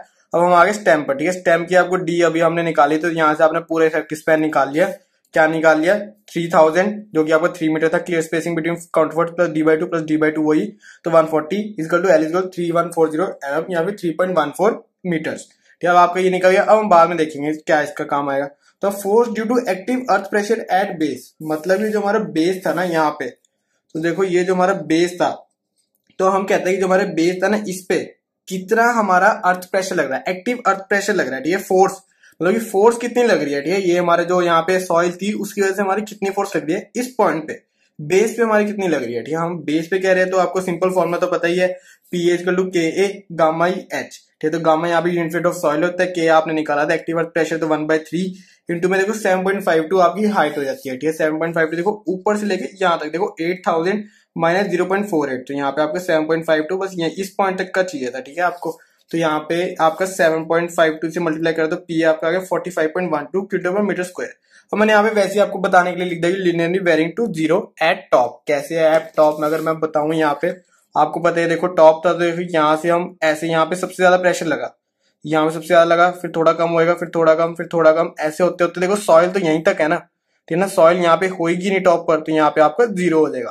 ठीक है, यहाँ पे आपका ऐसे 0 हो जाएगा, तो देखो यहाँ पे आपका PA equal to 45.12 kilometre metre square सिर्फ बेस पर आया है, बेस पर आया है, और linearly varying to 0 at top. तो अब देखते हैं आगे क्या होगा इसको लेते हुए। तो देखो अब आता है फैक्टर लोड। अब फैक्टर लोड निकालना तो बस इनको मल्टीप्लाई कर दे 1.5 ये फैक्टर कर दिया, बस लोड बोल लो, प्रेशर बोल लो, एक ही बार फोर्स बोल लो, तो बस हमने फैक्टर इसलिए लगा दी कि हमें 1.5 से हम फैक्टर ऑफ सेफ्टी लेके चलते हैं, तो इंटू पी ए तो 45.12। तो देखो डब्ल्यू यू आपका कितना आ गया फैक्टर लोड 67.68 किलोमीटर पर मीटर स्क्वायर। ठीक है, अब आपका ये चीज आ गई, अब आपको पता है। अब देखो दोबारा से इसमें क्या होगा, ये जो हमारा स्टेम होता है ना वो हमारा क्या एक्ट करेगा, कॉन्टिन्यूस बीम एक्ट करेगा। तो दोबारा से हमारा ये कॉन्टिन्यूस बीम हमारा ये एक्ट करेगा, और कैसे करेगा वो भी मैं आपको दोबारा से दिखाता हूँ। तो देखो अब आप ऊपर खड़े हो दोबारा से, ठीक है, ऊपर खड़े तो आप देख रहे हो यहाँ से आपको पता ही चल रहा है यार, ये आपका एक देखो कितना लंबा ऐसे बीम डाला हुआ पूरा एक तरह का, और यहाँ पे आपकी स्पोर्ट्स होगी। ठीक है, ऐसे ही आपका और आगे होंगी, ठीक है, फिर उसके बाद और आगे होंगी, तो ऐसे आपका पूरा कॉन्टिन्यूस बीम ही हो गया। ठीक है, और यहाँ पे स्पोर्ट्स आपकी ऐसे होगी, स्पोर्ट्स आपकी ऐसे होगी, तो वही हमारा फिर से सेम वही वाला फॉर्मूला हमारा दोबारा से लग जाएगा जो हमने हील में पढ़े। तो देखो maximum factor negative bending moment occur जाता है काउंटर फोर्स सपोर्ट, और ये हमारा मिड स्पैन पर, तो minus W U L square by 12, तो यहाँ पे डब्ल्यू यू 67.68 है इंटू में 3.140। तो अभी तभी हमने यहाँ पे सबसे पहले हमने क्लियर स्पेसिंग निकाल ली थी पूरी, आपने इफेक्टिव स्पैन हमने यहाँ पे पूरा तभी निकाल लिया था क्योंकि हमें पता था कि यहाँ पे यूज होगा, मुझे पता था, आपको नहीं पता था, अब आपको पता लग जाएगा। तो आप जब आप सॉल्व करोगे आप भी निकालोगे पहले। तो 3.14 यहाँ पे आ गया, उसका स्क्वायर डिवाइड बाय 12, तो यहाँ पे आपका एमयू ये आ गया, और यहाँ पे आपका मिड स्पैन भी आ गया। देखो अब मैंने यहाँ पे 1.5 नहीं मल्टीप्लाई करा, इसलिए नहीं करा क्योंकि हमने पहले यहाँ पे कर लिया, अब दो बार थोड़ी करें फैक्टर ऑफ सेफ्टी, बस इसमें करना था। तो यहाँ से हमने ऐसे करा, तो यहाँ से आपका 55.6 आ गया, एक आपको 41.7 आ गया। तो और उसके बाद आपको देखो यहाँ पे ना कई चलो एक बार मैं ये नहीं कहता कि चलो पर एक बार आपका ये आ गया, इसमें क्या होता है यही चीज आपको बताता हूँ। देखो डिजाइन शेयर फोर्स, देखो कोई कहता है, कोई टीचर कह देता है, कोई बुक कह देती है, कोई यूट्यूब पे कह रहा है, कोई भी कह सकता है कि यार ड्यू टू शेयर क्राइटेरिया ऐसे बोल देता है, ड्यू टू शेयर क्राइटेरिया या फिर शेयर स्ट्रेस कुछ भी कहते हैं, शेयर क्राइटेरिया, ठीक है, increase the depth, increase the thickness, sorry increase the thickness कर दो of stem, increase the thickness of stem. अब क्यों कहते हैं, कोई तो सिंपल सीधा कह देगा और आपको डबल करवा देगा, ठीक है, डी इफेक्टिव आपको पूरा डबल करवा देगा। लेकिन अब मैं आपको दिखाता हूँ क्यों कहते हैं। सबसे पहले हम डिजाइन शेयर फोर्स देखते हैं। तो देखो उसका क्या आपका formula W divide by bracket में clear span divide by 2 minus D. ये आपका एक थंब रूल सही है, बस आप याद कर लेना, इक्वल 67.68 ब्रैकेट में 3/2 माइनस 0.14। तो क्लियर स्पैन आपको पता है 3 था काउंटर फोर्स के बीच में, तो 3/2 माइनस 0.14 डी आपका था, जिससे ये आपका शेयर फोर्स आ गया 92 किलोमीटर पर मीटर। ठीक है, अब आपका ये आ गया। अब देखो अब इसके बाद यहाँ पे देखो क्या होता है कि आपको पता है जो हमारा नॉमिनल शेयर स्ट्रेस होता है ना उसका फॉर्मूला को पता है ना, tau V equal to V U by B D. ये तो आपको सब पता ही है, मुझे बार बार आपको कोड में दिखाने की जरूरत नहीं है, IS 456 में है, टेबल नंबर 19 में आपके दिख जाएगा वहां पे। तो टाउ वी इक्वल टू देखो टेबल नंबर 19 साइड वाले पेज पर, तो tau V equal to V U by B D, तो 92 इंटू 10⁻³ मीटर्स में कर दिया, MM में कर दिया, सॉरी न्यूटन MM में, तो 1000 इंटू 140, तो बी आपका 1000, डी आपको पता था, वी अभी हमने निकाला था। तो यहाँ से देखो टाउ वी आपका कितना था 0.657 न्यूटन पर एम स्क्वायर, मतलब अप्रोक्सीमेटली हाफ से भी ज्यादा कभी आता नहीं है। तो बस यही होता है, स्टेम में ना हमारा बहुत ज्यादा शेयर लगता है।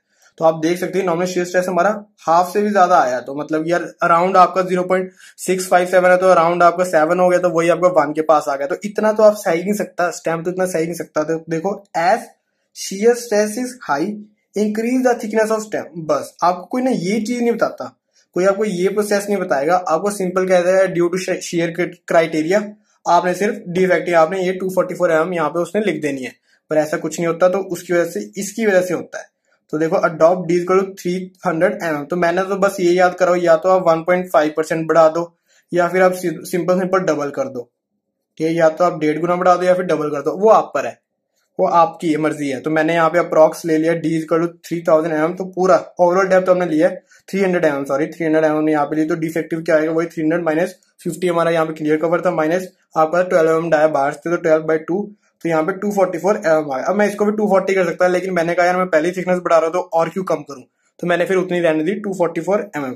तो यहाँ से अगर आप देखोगे इसमें सिंपल दोबारा से वैल्यू पुट करोगे तो आपका 0.377 आ गया। देखो कितना फर्क पड़ गया, एकदम से हाफ आया क्योंकि हमने डबल करी है डेप्थ, तो इसीलिए आया क्योंकि आपको बस अराउंड 0.3 के अराउंड रखना, या फिर 0.4 तक भी मत लेके जाने देना, बस यहाँ तक रखना। अब आपकी मर्जी, आप डबल कर दो, थोड़ा सा डबल कर दो ताकि आपको भी पता लग जाए कि हाँ भाई सेफ ही होएगा।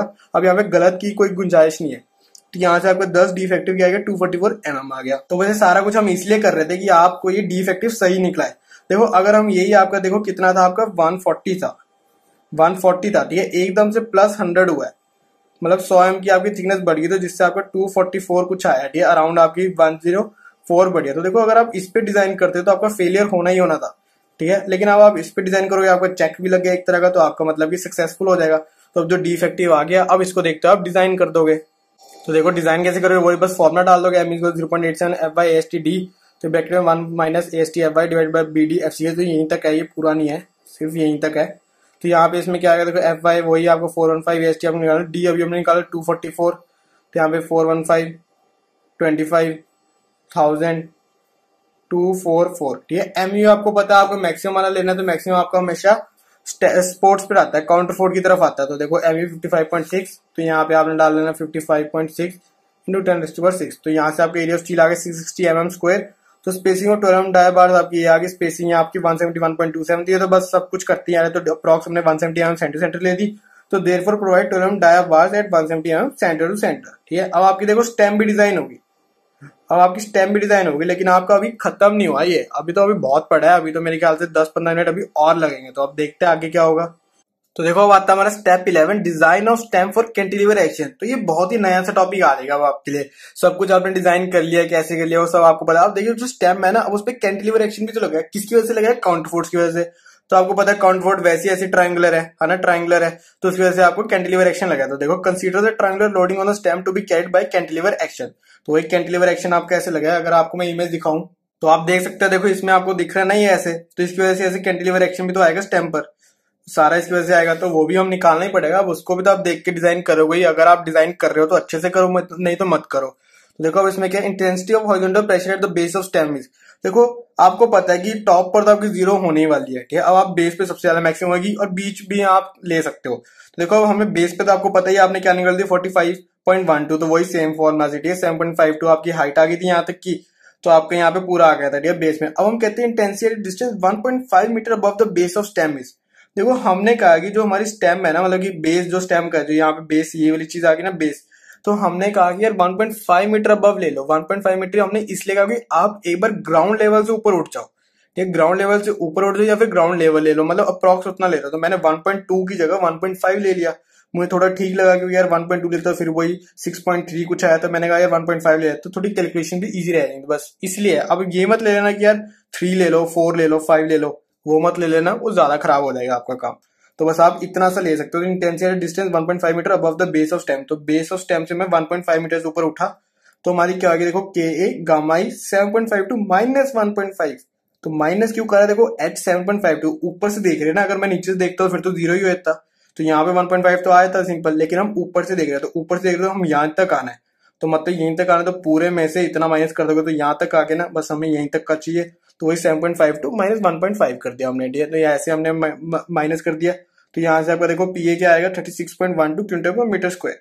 अब यहाँ से आपकी ये चीजें आ गई, और हम इसके लिए क्या निकालेंगे, बेंडिंग मूवमेंट, जो हमारा मूवमेंट लग रहा है इसकी वजह से कितना हमारी लोडिंग लग रही है, तो हम वो देखते हैं। तो देखो total bending movement due to the loading on the triangular portion is. तो देखो ट्रायंगुलर पोर्शन हमारा, देखो अब हम कह रहे हैं कि हम सिर्फ इतना ही ले लेते हैं, ठीक है। 1 पॉइंट, देखो आप कह रहे हैं कि हाफ, देखो हाफ इंटू 3 इंटू 1.5, तो 3 आपका ये पूरा ऐसे हो जाएगा, और 1.5 आपका ऐसे हो गया। तो देखो 1.5 आपका ऐसे हो गया, एक बार हमने एरिया ले लिया। अब इंटू में आपको पता ही है, अभी आपने निकाला था, देखो एक बार हमने यहाँ तक का ऐसे हमने पूरा ऐसे कर दिया, तो यहाँ से एक बार का तो इसका निकाल लेंगे, फिर ट्राइंगल का निकालेंगे, तो आपका ऐसे हमारा एमयू आपका आ गया 6.02 क्यूटम मीटर्स। आपको सारी चीजें पता ही है, तो यहाँ से हमारा मूवमेंट आ गया। अब उसके बाद फिर इजी रह जाएगा आपके लिए, बस एक बार ये है कि आपको मेथड आना चाहिए। अगर आपको मेथड आ गया ना, तो उसके बाद आप कुछ भी सॉल्व कर सकते हो, कैसा भी क्वेश्चन आ गया, इंपॉर्टेंट मतलब पूरा टफ से टफ, इजी से इजी आप कर सकते हो, बस आपके पास मेथड होना चाहिए। तो आप इसके नोट साइड बाय साइड बनाते रहना। तो एमयू आपका 6.02 किलोमीटर मीटर आ गया। तो अब यहाँ से एमयू आप इसमें वही सिंपल वैल्यूज डालोगे, तो सिंपल इसमें एमयू एक ही आएगा। तो यहाँ पे आपने वैल्यूज डाली, तो आपका एएसटी आ गया 800 mm स्क्वायर। तो वही यूजिंग हमने 12 mm डाई बार्स हम यूज कर रहे थे, आपको पहले से पता स्टेप में। तो देखो यूजिंग 12 mm डाई बार्स, तो एरिया 1 बार आपका 113.04 mm स्क्वायर आ गया। तो स्पेसिंग आपकी यहाँ पे क्या आ गई 113.04 इंटू 1000/800, तो हमें 141.3 आ गया था। तो अप्रॉक्स हमने 140 mm कर दिया। तो वही सेम हमने सारा कुछ कर दिया। तो provide 12 mm dia bars at 140 mm centre to centre. अब कैंटिलीवर एक्शन की वजह से हमने स्टेम में ऐड कर दिया, मतलब कि जो स्टेम का डिजाइन था उसकी वजह से हमने सारा स्टील यहाँ पे डाला ही था, ठीक है, जो हमने सारा स्टील डाला था। अब हमने जो कैंटिलीवर एक्शन की वजह से उसकी वजह से भी और डाल दिया, ताकि पूरा आपका स्टेबिलिटी हो। ये ना हो कि यार एक नहीं डाला तो उसकी वजह से आपका पूरा फेलियर ही हो जाए, क्योंकि फुटिंग का सबसे ज्यादा मतलब फुटिंग ये हमारे, ये जो हमारे होते हैं ना, सारा फुटिंग से लेके ऊपर तक आता है।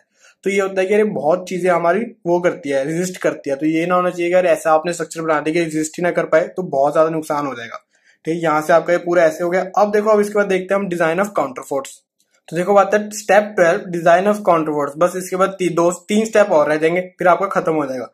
तो देखो counterfort will act as a T beam of varying section continuing from the base layer. अब देखो टी बीम ये कैसे एक्ट करता है, अगर मैं आपको दोबारा से डायग्राम दिखाऊं तो आप देख सकते हो। देखो डायग्राम में आपको दिख जाएगा, यहाँ पे देखो ऊपर से दिख रहा है ये, वैसे तो ऊपर से दिख रहा है लेकिन नीचे भी तो सेम ही होगा ना इमेज, बस ये थोड़ी सी ऐसे बड़ी हो जाएगी और कुछ नहीं होगा यहाँ पे। उस बड़ी की वजह से देखो बस नीचे आप देखोगे तो टी बीम ही तो बनेगा, इसमें कंप्रेशन भी आ जाएगा, यहाँ पे टेंशन भी आ जाएगा। ठीक है, नीचे से कंप्रेशन भी आएगा ना यहाँ पे ऐसे, तो यहाँ पे टेंशन भी आएगा। तो इसी वजह से टी बीम एक्ट करेगा। तो टी बीम आपको पता है, देखो हाइट ऑफ काउंटरफोर्ट आपकी 7.52 मीटर्स थी, थिकनेस आपको पता है 300 mm थी, क्लियर स्पेसिंग 3 मीटर्स थी। तो हम कहते हैं कि यार हर एक does each counterfort receives earth pressure from a width of, तो वही आपको इफेक्टिव स्पैन निकाल देखो 3 + 0.3/2 + 0.3/2 इक्वल टू आपको 3.3 मीटर्स आ गया। ठीक है, अब हम काउंटरफोर्ट की बात करें तो आपकी थिकनेस ऑफ काउंटरफोर्ट आनी थी, तो 300 mm आ गया।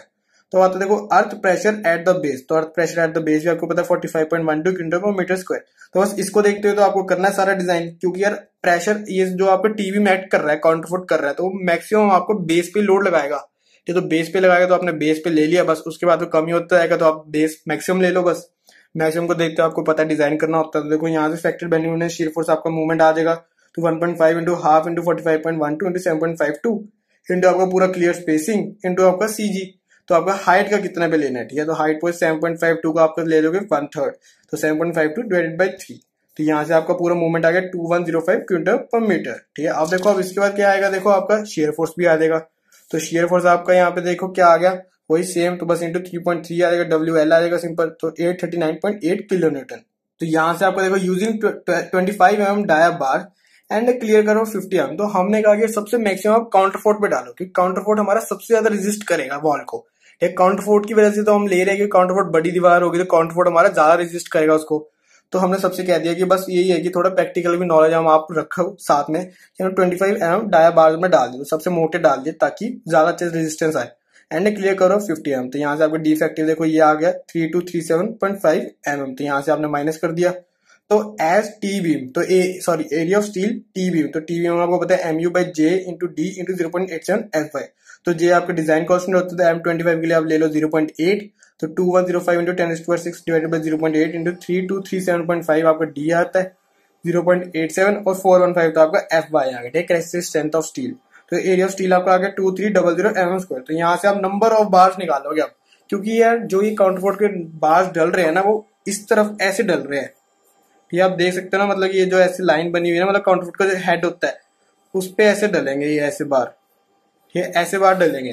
देखो तभी यहाँ भी Kn/m नहीं है, कहीं पे मीटर नहीं है, तो ऐसे नंबर ऑफ बार डलेंगे, तो नंबर ऑफ 20 mm डाया बार। अब आप पूछोगे सर आपने नंबर ऑफ 20 mm डाया बार क्यों ले लिया, क्योंकि मैंने पहले से करके रखा हुआ था कि जब हम 25 mm डाया बार लेते हैं तो हमारे अप्रोक्स 4 भी नहीं बनते, 4 बार भी नहीं बनते। मतलब यार काउंटरफोर्ट आप बना रहे हो 6 मीटर 8 मीटर की, सॉरी आप 8 मीटर की आप दीवार बना रहे हो, उसमें आपके 4 बार भी नहीं लगेंगे यार काउंटरफोर्ट पे, तो बहुत ही गलत हो जाएगा। तो मैंने 25 की जगह हमने 20 mm कर दिया, तो 20 mm की वजह से आपको क्या आ जाएगा 7 आ जाएंगे, तो 7.32 आ जाएगा। देखो क्या आएगा total steel divided by area of 1 बार, तो 20 mm का आपका 314 आता है, तो 7.32 अप्रॉक्स आ गया 7 नो, तो मतलब कि आप 7 बार डाल दो। Provide 7 bar of 20 mm dia in 2 rows, तो 2 रोज में डालोगे 7 ऐसे 7 ऐसे, ठीक है, ऐसे ऐसे डालोगे 2 रोज में, ऐसे आप डालोगे तो 7 इधर 7 इधर, ऐसे आप डालोगे इन 2 रोज।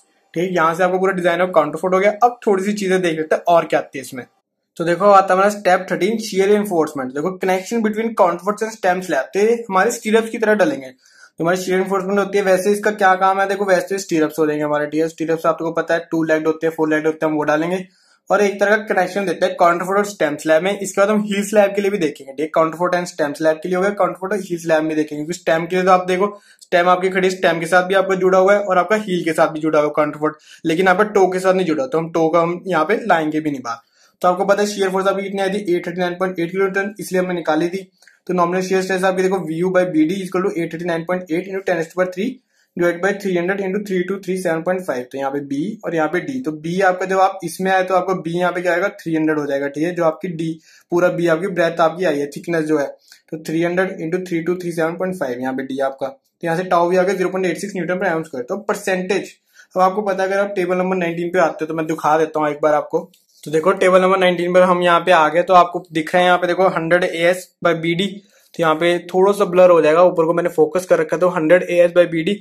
पेज नंबर आपका 73 आ जाएगा, ठीक है। अगर आपको देखना तो आपके पास ये तो होएगा ही IS कोड। तो टेबल नंबर 19 में अगर आप आते हो तो यहाँ पे परसेंट निकालते हो, तो 100 AST/BD, तो यहाँ पे अगर आपने परसेंट निकालते हो 0.3% आती है।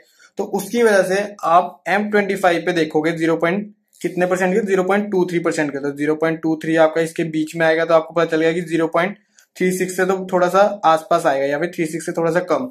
तो यहाँ से आपको हाँ 0.36 से कम, 0.29 से थोड़ा सा बड़ा। तो यहाँ पे आपका क्या आ जाएगा, देखो फ्रॉम टेबल 19 IS 456, तो टाउ से आपको आगे 0.35 न्यूटन पर एम स्क्वायर।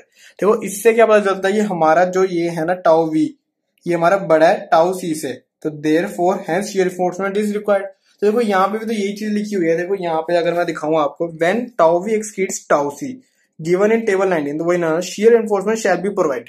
तो वही की शियर एनफोर्समेंट हमें प्रोवाइड करनी पड़ेगी, वही मैंने यहाँ पे लिखा है। तो अब इसके बाद देखो यहाँ पे क्या होता है, देखो VUS is equal to VU minus tau C BD। तो अब ये वाली शियर फोर्स के लिए हम डिजाइन करते हैं, ठीक है। जब आपका ऐसे टाउ वी बड़ा आया था ना, तो ये शियर फोर्स के लिए हम सारा डिजाइन करते हैं।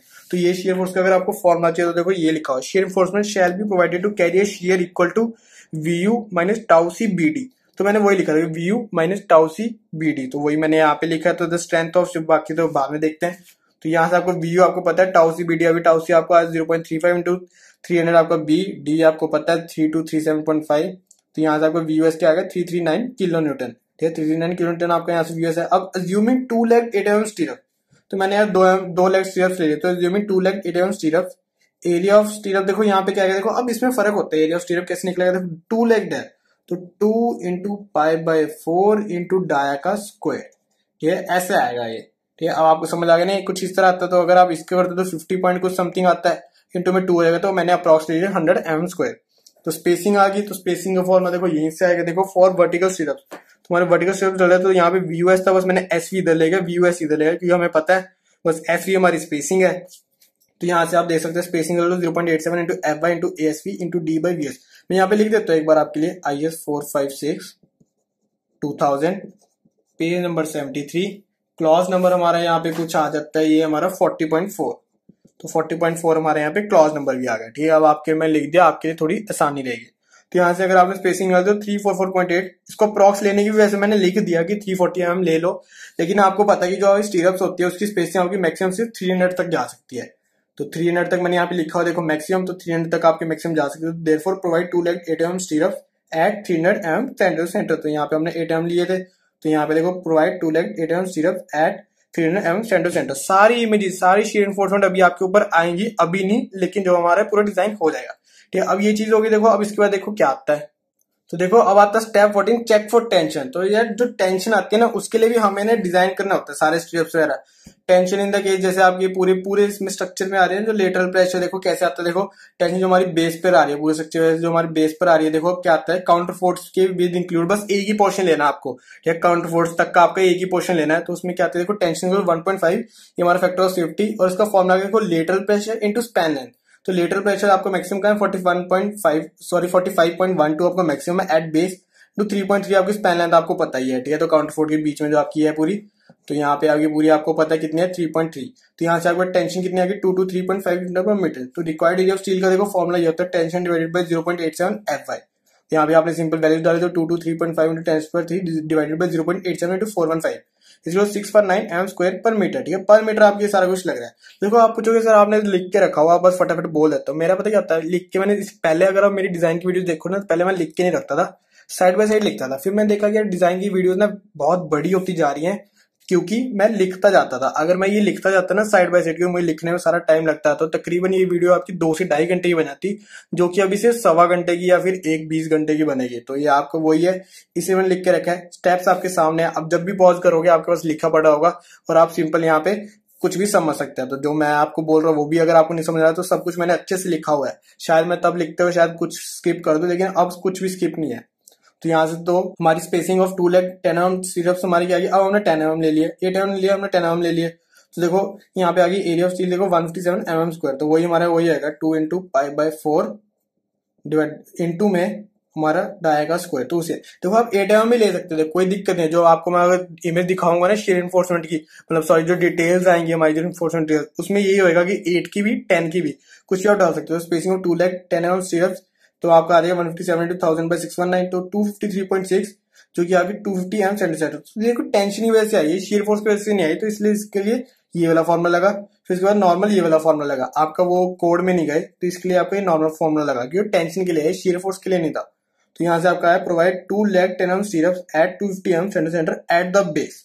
ठीक है, आपका ये भी आ गया। अभी आपको सब दिखेगा आगे कि कैसे आएगा, बस एक ही स्टेप रह गया, वो भी हम अभी देख लेते हैं। तो देखो अब लास्ट स्टेप आता है हमारा step 15, design of vertical tile. अब ये किस लिए होता है, देखो पहले तो हमारा काउंटरफोर्ट इनटू हमारे कौन सा था, हमारा स्टेम स्लैब के साथ था ना, इंटरकनेक्शन लाने के लिए, कनेक्शन लाने के लिए। अब ये किसके लिए हमारा आता है हील स्लैब और हमारा काउंटरफोर्ट के लिए बस। अब ये उसके लिए आता है। ठीक है, अभी इसके बाद आएगा अभी आपके पास रिइंफोर्समेंट डिटेल, आप और अच्छे समझोगे। तो देखो considering 1 metre width near the end of heel slab the average downward pressure, तो मैंने वही बताया था ना आपको, जो हमारी 1 मीटर विड्थ के पास ही आता है, हमने वहां पे तो हमने वो कहा था, मैंने आपको बताया भी था कि मैंने वैसे कह दिया था आप स्किप कर दो ये चीज, लेकिन आपको पता है कि 1 मीटर विड्थ की तरफ ही हमने कॉन्टिन्यूस बीम लिया था, तो हम वही कहते हैं कि वहीं पे आएगा सारा लोड मैक्सिमम। अगर मैं कहूँ तो आपका सारा मैक्सिमम आपका यहीं पे आता है, 1 मीटर पर आता है। तो मैंने यहाँ देखो 1 मीटर विड्थ भी लिखा हुआ है, तो बस वहीं पे आता है सारा कुछ। तो वही हमने कह दिया कि यार एवरेज डाउनवर्ड प्रेशर ले लेते हैं। तो सिंपल फॉर्मुला ये डिवाइड बाय 2 आएगा यहाँ पे ऐसे। देखो S equal to 81.4 plus bracket में 81.4 तो नॉर्मल आ गया, प्लस जो हमारा थोड़ा सा रहता है तो 10.9 plus 81.4 minus 10.9 divide by 3.55 into 1। अब देखो अब आप पूछोगे 10.9 और 81.1 कहाँ से है, तो वही आपको यार ये तो आपको याद नहीं है, तो आपको ये याद होंगे। देखो 81.5 81.4 और यहाँ पे 10.9, तो इसकी वजह से जो आपका यहाँ पे पूरा आएगा देखो डाउनवर्ड प्रेशर, तो 81.4 प्लस ये आपको पूरा डिवाइड बाय 2 एवरेज लिया, तो एस हमारे यहाँ पे क्या आएगा 56.08 किलोमीटर पर मीटर स्क्वायर। अब टेंशन निकालनी, तो टेंशन का आपको पता ही है, जो आपका लेटरल प्रेशर है, जो आपको प्रेशर डल रहा है, तो लेटरल प्रेशर कह लो, कोई भी प्रेशर कह लो, तो प्रेशर इंटू में आपका क्या आएगा इफेक्टिव स्पैन, तो इफेक्टिव स्पैन पूरा आपका इफेक्टिव स्पैन आ गया, तो वही 56.08 इंटू 3.3 और आपका यहाँ पे फैक्टर ऑफ सेफ्टी 1.5। तो यहाँ से आपकी टेंशन वही बस अब तो सेम ही रह गया, तो टेंशन आपकी 277.6 किलोमीटर पर मीटर आ गया। अब रिक्वायर्ड एरिया ऑफ स्टील आ गया, तो 277.6 इंटू 10⁻³ डिवाइड बाय 0.87 इंटू 415, वही आपको पता है फॉर्मूला, तो T/0.87 FY। तो यहाँ से आपका एरिया आ गया देखो 769 mm²। ये तो कोई बड़ी चीज नहीं है ना जो आपको अभी करवा रहा हूँ, कोई ज्यादा मुश्किल भी नहीं है, बहुत ही इजी चीजें हैं ये सीधा सीधा बस आपको याद हो जाएंगे। देखो कोई कोई करवाते भी नहीं स्टेप्स, सबका अलग अलग डिजाइन का होता है। जरूरी नहीं है कि यार कोई डिजाइन ऑफ वर्टिकल टाइल्स तक करवाई, कोई कहता है कि यार चल मैं एक चीज करवाता नहीं, सिर्फ आपको सिर्फ कैंटिलीवर एक्शन तक करवा देते हैं स्टेम का, उसके बाद आपको कटेलमेंट करवा देते हैं, बस उसके बाद खत्म हो जाता है। कटेलमेंट आपको पता है क्या होता है, देखो उसके बाद आपका आता है स्पेसिंग। बस आपको यही है कि यार मैं कुछ ज्यादा करवाता हूँ, कुछ चीजें कम करवाता हूँ, तो सबका अपना अपना होता है। कोई टीचर आपका अच्छा करवाएगा, कोई बुरा करवाएगा, बुरा कोई नहीं करवाता, कोई कम करवाता है, कोई ज्यादा करवाता है, सब रिक्वायरमेंट पे होता है। तो देखो स्पेसिंग ऑफ 2 लाख 10 mm टाइज हमारा यहाँ पे क्या है, हम वर्टिकल टाइज करें, स्टीरअप नहीं करे, तो टाइज है स्पेसिंग ऑफ 2 लाख 10 mm टाइज। एरिया ऑफ स्टीरअप यहाँ पे एरिया ऑफ 2 लाख स्टीरअप के यहाँ पे आया टाइज का 157 mm²। तो यहाँ से अगर आप सॉल्व करते हो 200 mm सेंटर आ जाएगा अप्रॉक्स, तो 204 था, मतलब कि अंडर 30 है, तो मतलब ये ठीक है भाई, अप्रॉक्स तो हम 200 ले सकते हैं। तो देखो प्रोवाइड 2 लाख 10 mm ties at 200 mm centre. ठीक, यहाँ से आपका पूरा डिजाइन खत्म हो गया। और ये पूरा डिजाइन थोड़ा सा मेरे ख्याल से 1 घंटा 20 मिनट की वीडियो बनी होगी, तो मैंने बहुत मुश्किल से सारी वीडियो बनाई है। मतलब कि मुझे डिजाइन की वीडियोस 1 हफ्ता लग जाता पूरी एक वीडियो शूट करके, मतलब वो पूरा अच्छे से पहले नॉलेज लेनी, फिर उसके बाद लिखने, नोट्स बनाने, सारे आपके लिए थंब रूल्स कलेक्ट करने, फिर उसके बाद यहाँ पे वीडियो शूट करनी। तो यहाँ पे ऐसे हो गया। अब सिर्फ लास्ट जो हमारा रह गया वो रिइंफोर्समेंट डिटेल्स रहेगी। तो देखो अभी आपके स्क्रीन पर सेक्शन थ्रू काउंटरफोर्ट शो एक रिइंफोर्समेंट डिटेल्स अभी शो हो रहा होगा, ठीक है। उसमें आप देख सकते हैं पूरा काउंटरफोर्ट में कैसे हमारी रिइंफोर्समेंट डिटेल्स आई है, स्टेम में भी आ जाएगा, ये हील में भी आ जाएगा, ठीक है। ये आपने जो अभी लास्ट के 3 स्टेप करे ना, ये सारा उसमें इंक्लूड करता है। तो देखो आप देख सकते हैं सारी इन्फोर्समेंट अच्छे से है। अगर मैं ये आपने बाय हैंड बनाता ना तो मुझे बहुत ज्यादा टाइम लगता, वीडियो ऑल लेट हो जाती, क्योंकि सारे आप कैंटिलीवर रिटेनिंग वॉल के नीचे आप लिख रहे थे सर प्लीज काउंटरफोर्ट लाओ, प्लीज काउंटरफोर्ट। तो जैसे आपने उसको अच्छे से पूरा आपने प्यार दिया उस वीडियो को, तो इसको भी वैसे ही करना, अच्छे से देखना। तो अब इसके बाद देखो आपको एक और इमेज आई है, अब उसमें आया reinforcement details of stem and counterfort. तो जो हमने करा था ना यहाँ पे शेयर इन्फोर्समेंट जो हमारी आई थी स्टेम और काउंटरफोर्ट को कनेक्शन देने के लिए, लिए, तो अब उसकी डिटेल्स आ गई यहाँ पे।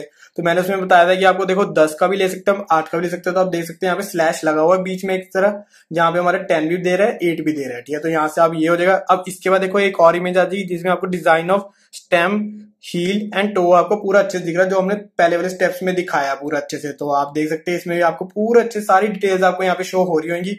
तो detailing of stem, toe and heel slabs, तो ये सारा आपका अच्छे से हो गया। उसके बाद जो हमने काउंटर फोर्ट के लिए करे ना अलग से, तो वो मैंने आपको पहले इमेजेस दिखा दी। तो यहाँ से आपको पूरा डिजाइन खत्म होता है, आप आराम से दे सकते हैं। ये हमारे रिइंफोर्समेंट डिटेल्स, पॉज करके वीडियो को थोड़ा मोटा ऊपर नीचे है, क्योंकि मैंने कैलकुलेशन इजी करने के चक्कर में थोड़ा सा मैंने ऊपर नीचे करा है, तो कैलकुलेशन में थोड़ा फर्क आ गया, तो उसकी वजह से इनमें भी थोड़ी सी वैल्यूज आपकी चेंज होगी होंगी। तो देखो ये था हमारा आज का पूरा lecture, design of counter retaining wall. तो इससे पहले मैंने कैंटिलीवर रिटेनिंग वॉल भी डाली है, तो उसका लिंक आपको डिस्क्रिप्शन में मिल जाएगा। देखो अगर आपको वीडियो अच्छी बिल्कुल समझ नहीं आई, मैं कह रहा हूँ यार आपको कुछ समझ नहीं आया, तो एक बार कमेंट करने से पहले ना आप नीचे देख लें कि कैंटिलीवर रिटेनिंग वॉल का एक पूरा डिजाइन एक बार देख ले, वो भी 1 घंटा 23 मिनट की होगी। तो आप अच्छे से देख लें, क्योंकि मैंने उसमें बहुत ही आराम से समझाया, लेकिन इसमें थोड़ा सा जल्दी करें क्योंकि वो थोड़ा सा रिपीट ही हो रहे हैं सारे स्टेप्स। तो अगर आप इसको इसमें समझ नहीं आता तो कैंडिडेट रेटिंग वो देख सकते हैं। तो अगर आपके वीडियो अच्छी लगे तो प्लीज लाइक करना, शेयर करना, कमेंट करना और हमारे चैनल सिविंसा को जरूर सब्सक्राइब करना। Thank you for watching.